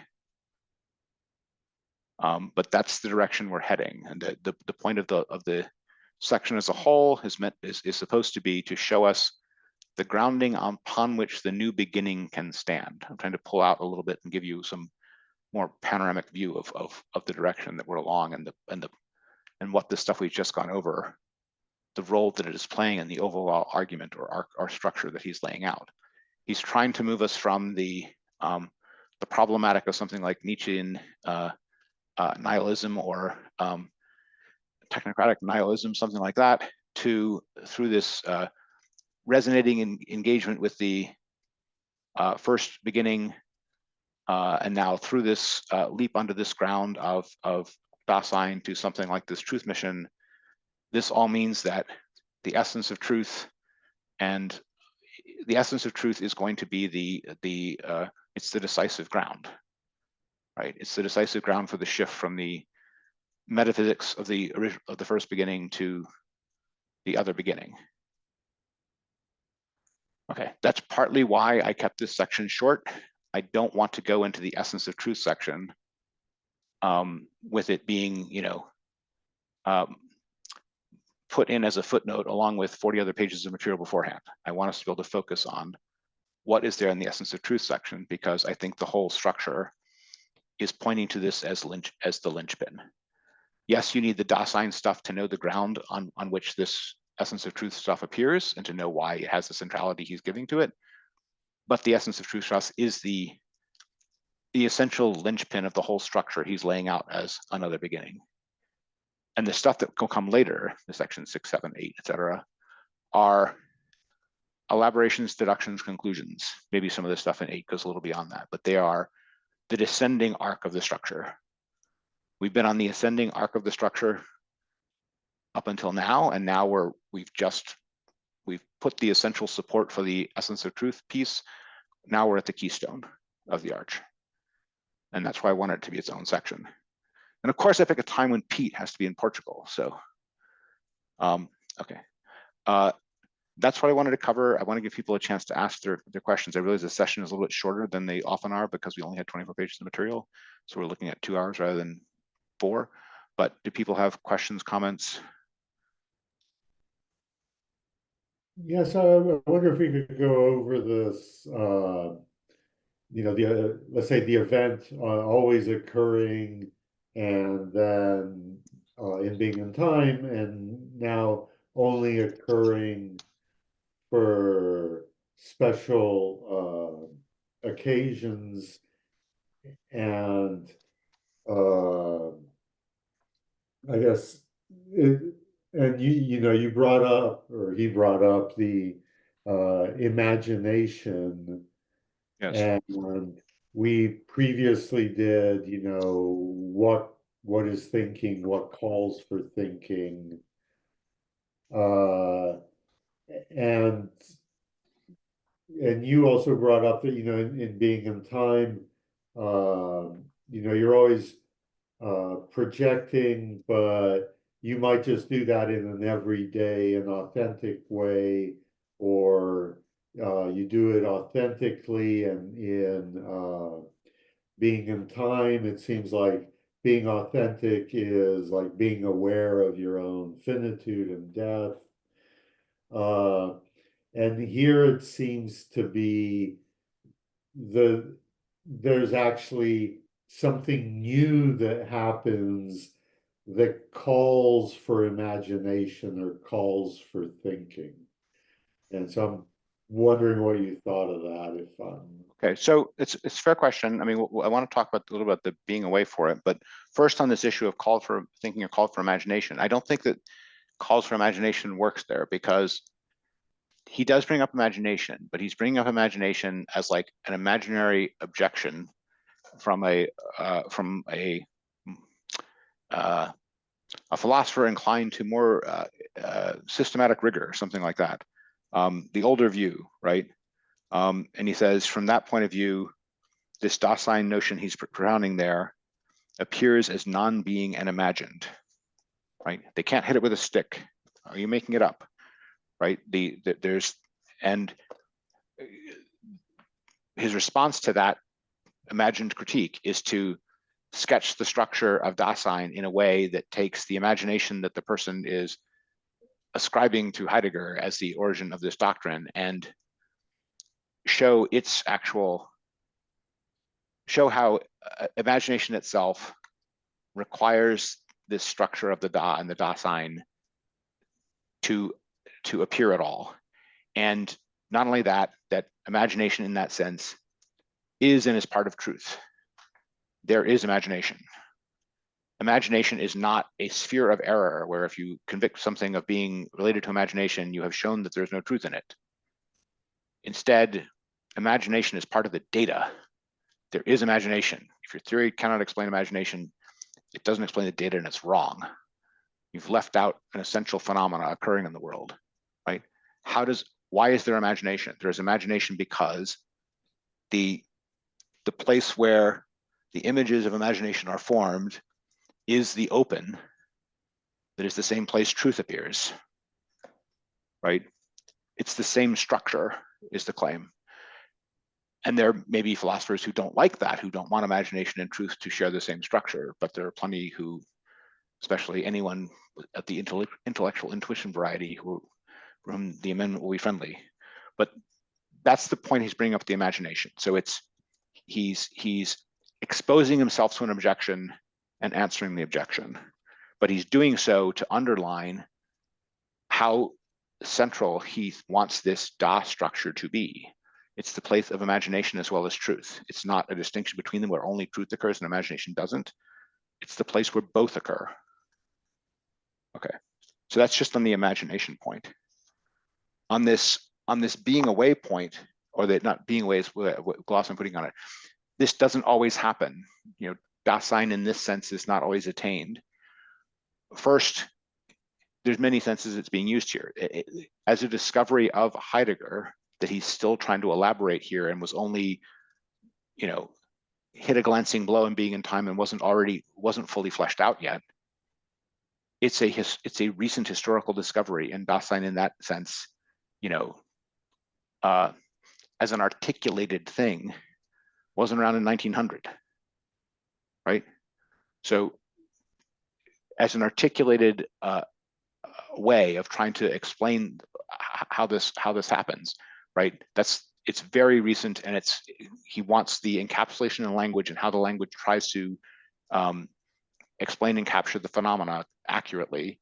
He wants that to be something that we can focus on, right? This is all part of these things having a history. So he's not just talking about eternal structures, right? In a neo-Kantian way. Okay. But he does have to explain how if that's the case, how are these relations I'm describing to you true if they only appeared in 1900, right? And the answer is something like they were just, their full articulation was and discovery is happening only now, right? In this book, I mean, but that what they were about was already there, and he's described the approaches to it in the notions of consciousness, etc., of the other philosophers in the whole history of philosophy aspect of what he's been doing.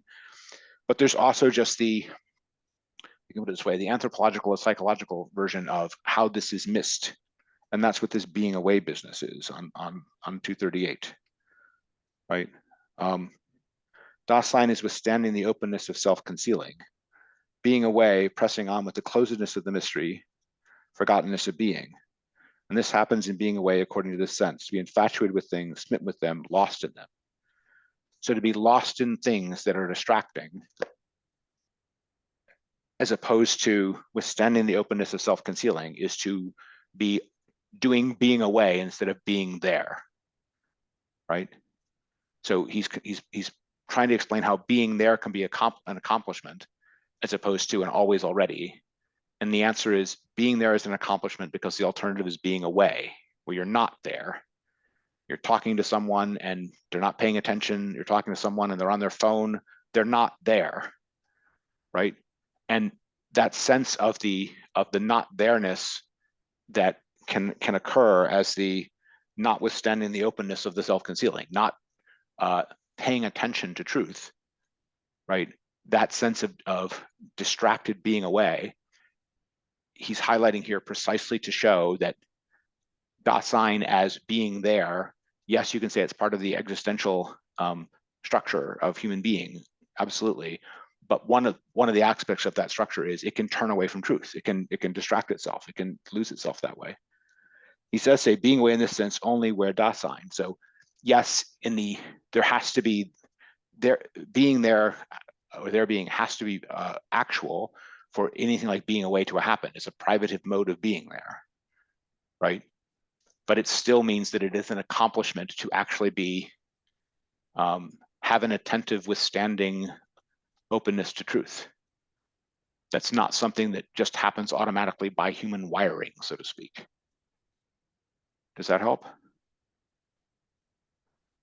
Yeah, I know I'm seeing the last paragraph in section 177 Yes. on the inauthenticity. Yeah, he's claiming that the inauthenticity formulation of being in time wasn't quite adequate to what being away is. And then it kind of ends in parens, such as thoughtfully or poetically. And so then this would tie back to what he means by thinking. Yes, by thinking or by being a shepherd of truth or a steward of being, right? Anything that is trying to capture into beings and shelter in beings the truth that has appeared or the truth that has been intimated. He also calls that creativity, right? That is what he means by sheltering the truth. Sheltering the truth is not just a momentary flash of insight and then you're done. That's not sheltering. That's just the appearing. Sheltering is trying to take an intimation or a truth that has appeared and formulate it, capture it, express it, communicate it. The Origin of the Work of Art essay is about this as well, right? It's all of that is what he's called sheltering the truth in beings. And the kinds of beings he's talking about sheltering it includes, works of philosophy. It includes, poetic saying. It includes, art, etc. And so if you're a poet and you think something new, it's not just about thinking the new thing. You also need to preserve it and shelter it. Yes. So it's not just, I thought of it for a second. And then it was I thought gone. of it, and now I need to keep that thought alive.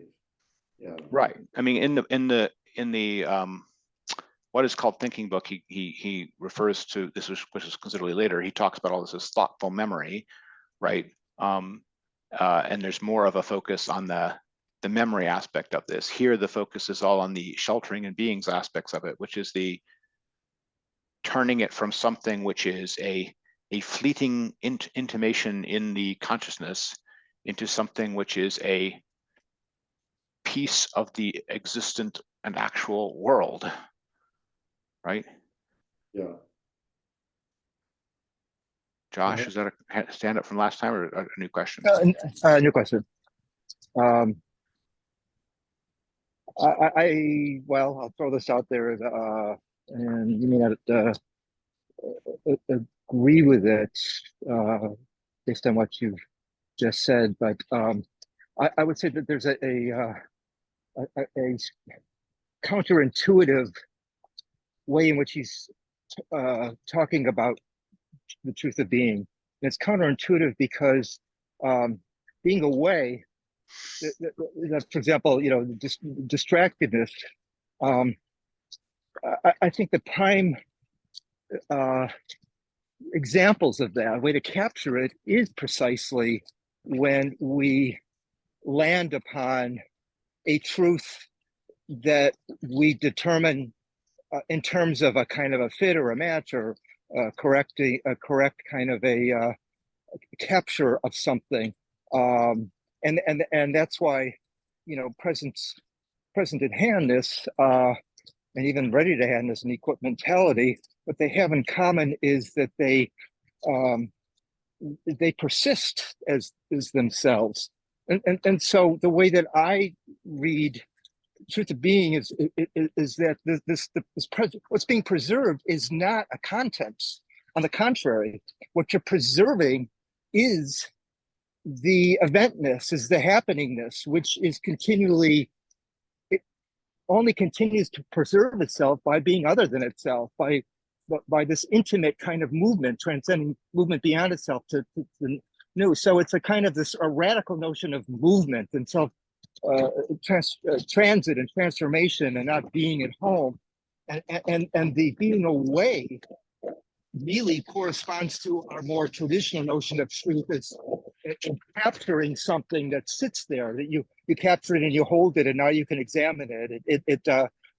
So in the sense it's that all the terms that Heidegger uses, and he uses two kinds of terms.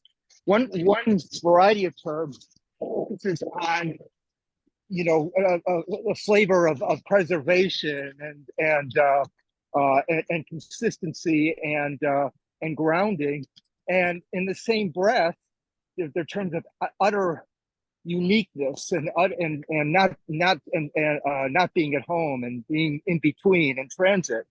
And I think the power of this thinking of the truth of being is that it's both at the same time.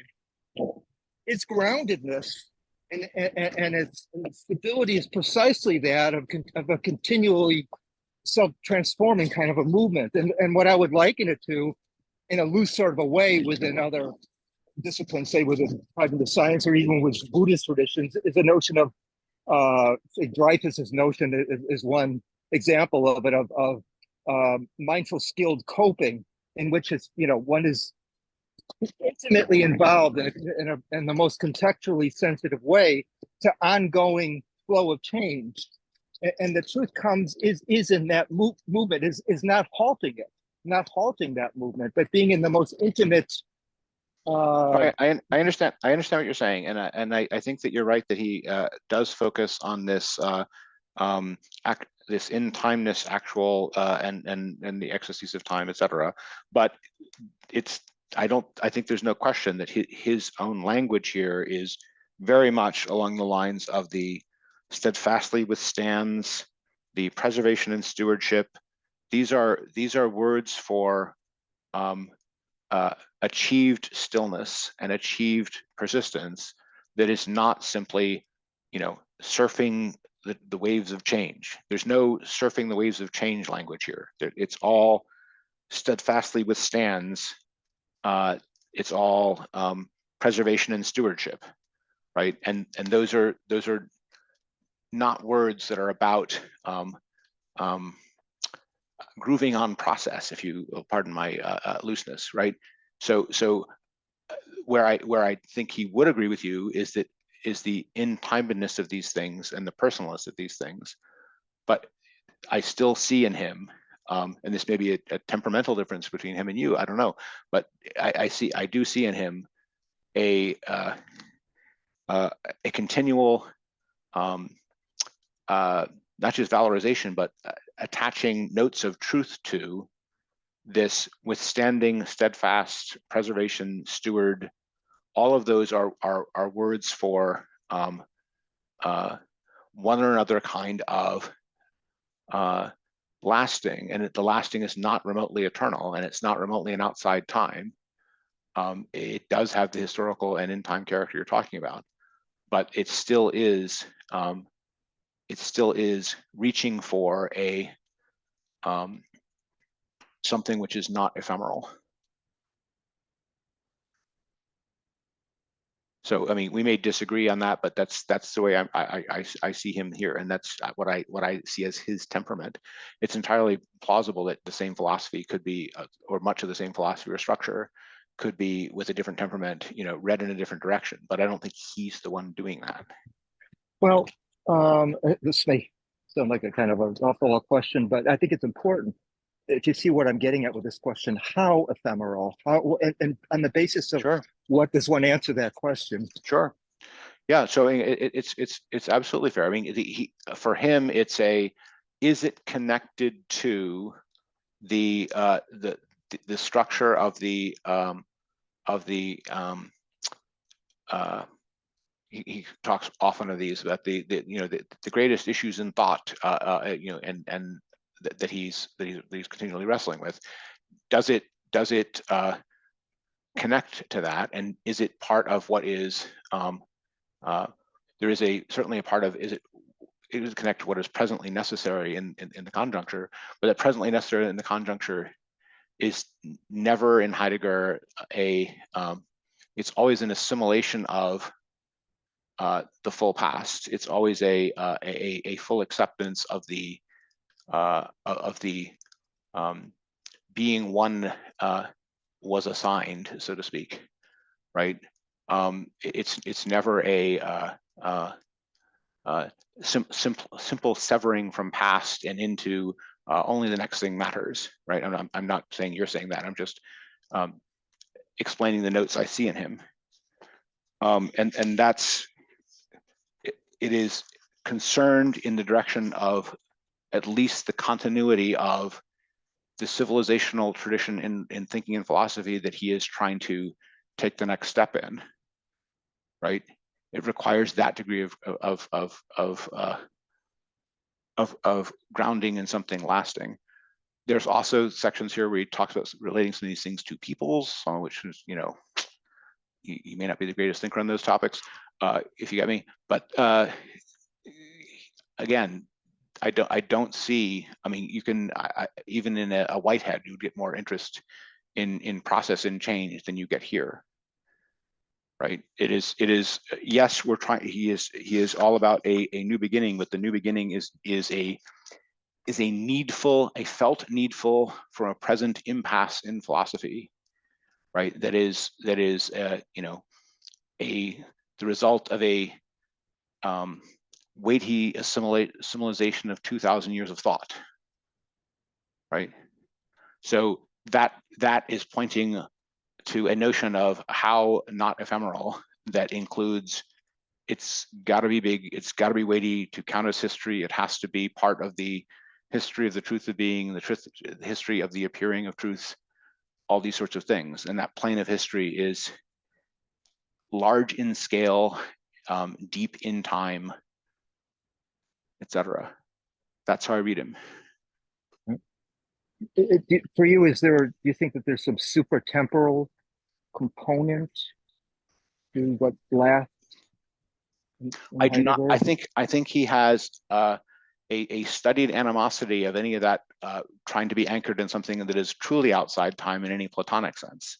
He is way more attached to the notion of the proper and personal as a history and event that happens only once, that has its uniqueness, and he detects in concerns for eternals a evasion of temporality and an evasion of death. He detects in concern for generality an evasion of authenticity and individual and unique, right? And that those are also definitely aspects of his temperament, but they're all pointing towards something like a freighted Euron, but so not outside time at all, but still on the plane of history. These are great questions, by the way. I think these things are bottom temperament things for Heidegger. I don't think they're necessarily there on the surface of the arguments. I think they're base temperament things for him.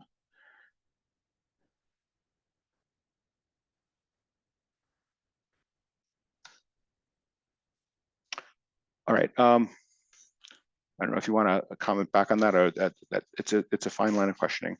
And you know, plenty of people influenced by him may have a different take on them for sure. Okay. Again, I want to just say for next time. Oh, sorry. Go ahead, Josh. Well, I'm just struggling with the reconciling of that which lasts and that which is in time, because what kind of time would it be that I mean, I guess I could see a Kantian time. You know, it's not a Kantian time. It's not a Kantian time, but it's he definitely wants a lasting and an in time, and he uses the word history to describe precisely that cross. If it's outside time eternal, right? He uses words like merely eternal, you know, back in section 2, to be dismissive of things which a Platonist would valorize, something like that. But he still talks about this, you know, 2000 assimilation of 2,000 years of history, another beginning on that scale, preservation and withstanding, all of those things, which are very far from down to the moment. So I think that this sense of the of history for him as this freighted meaningful is for him connected to in-timedness, but with a span, not with a moment, not with an instant. He's not trying to differentiate time and put the importance down on the infinitesimal instant. Would you go along with just wanted to, I thought that this kind of captures for me one way of looking at it, but this is from Lee Braver, who who's written that on Heidegger. He said, "I become interested in these moments of revolutionary experience when our whole sense of what the world is like, it's turned inside out, and we are forced to form entirely new concepts to process what is happening. According to what I'm calling transgressive realism, these are the paradigmatic points of contact with a reality unformed by human concepts, when a true beyond touches us, sending shivers through our conceptual schemes, shaking us out of any complacent feeling at home." So I think that the love of the revolutionary in that is I can put it that way. I can see, but for him, the point of events like that is that the intimations, his term for that sort of thing, the intonations and revelations that occur at those moments are not valued because of the complacency they shake people out of, but because of the truth that they convey, and the complacencies that he wants to shake people out of is truth becoming instrumental, anything like that. So his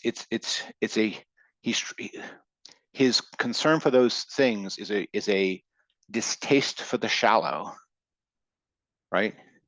It is a concern for the weighty, and yes, that involves an intimation, and yes, intimations of something new, upset past paradigms. But he is not Kuhn trying to just get as many revolutions in philosophy to happen as fast as possible. Nothing like that. I'm not saying that Kuhn is. I'm saying that's not his attitude towards these things. His concern for the new beginning is is forced upon us with urgency for him, immediately seek the decision, he says, by the plight of the abandonment by being, right? It is a felt sense of plight, not a quest for adventure in change, something like that. Again, I think these things are base temperament questions.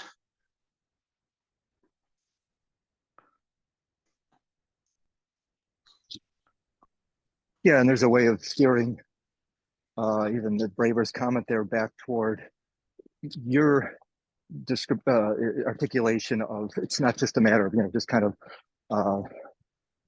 paradigm shift for the sake of paradigm shift. Right. I mean, in fact, even in Kuhn, he said, well, there's criteria of, we know, Absolutely. we have a way of way of yeah. knowing which theory is better than another, because he talks about it in terms of solving more puzzles. There you go. I mean, that's not, that's a non-relativist statement right there. Yes, but it's also one that I think Heidegger would tend to regard as shallow. I mean, maybe not in the context Kuhn intends it, but again, I'm not trying to make a point about Kuhn. I was just using a straw man fashion to illustrate by contrast. But I'm perfectly aware that it's Kierkegaard would probably be a better example. I'm perfectly aware that these are straw man caricatures and ideal types being thrown around for everyone but the Heidegger being discussed here. It's just trying to use foils to delineate what I see as his temperament on the subject. But these are fine questions. Pete, do you have a thought on any of that? Yeah, nothing to contribute in that regard. No. Okay. All right. I want to give a few minutes for last questions, and especially anything about what we're doing for next time or the timing. Is that clear to everyone? And so we're doing the rest of the section. So we're doing C, D, and E. We're doing only the sections on the essence of truth. So we're gonna. Let me look for a second. Yes, just C, exactly. All right. Yeah, so 259 to 292. Is that a 2 hour or 4 hour? Sorry, Josh, is that enough material there for 4 hours? It might only be 3. I don't want to continue on to time and space and finish this and essential curring, because I think that if we tried to do everything to the remainder of the book in one session, we might not give sufficient attention to the essence of truth keystone, so to speak. I think we could easily spend a lot of time on time space, for example. And if we spent all of next time talking about time space instead of the essence of truth, I think we would do a disservice to the book. But if people think it's not nearly enough material, I could see pushing on all the way to the end of 5, if this is too slow for people. Any votes on that? I'm good concentrating on the essence of truth. Okay. Yeah, that's fine. Okay. All right. So the essence of truth for next time, and after we know that, I mean, what else do you need to know if you know the essence of truth? But the truth of essence, that's what we need. No. Yes, but that's going to be the answer. So anyway, this should be fun. All right, I'm going to stop the recording, and I think we're done for this session. Thanks everyone for coming. It was a little bit shorter than normal because we had less material, but I think good material. And thanks for the great questions and good discussion. And as usual, this will go up on YouTube sometime later tonight. All right. All right. Thanks, everyone. You're later.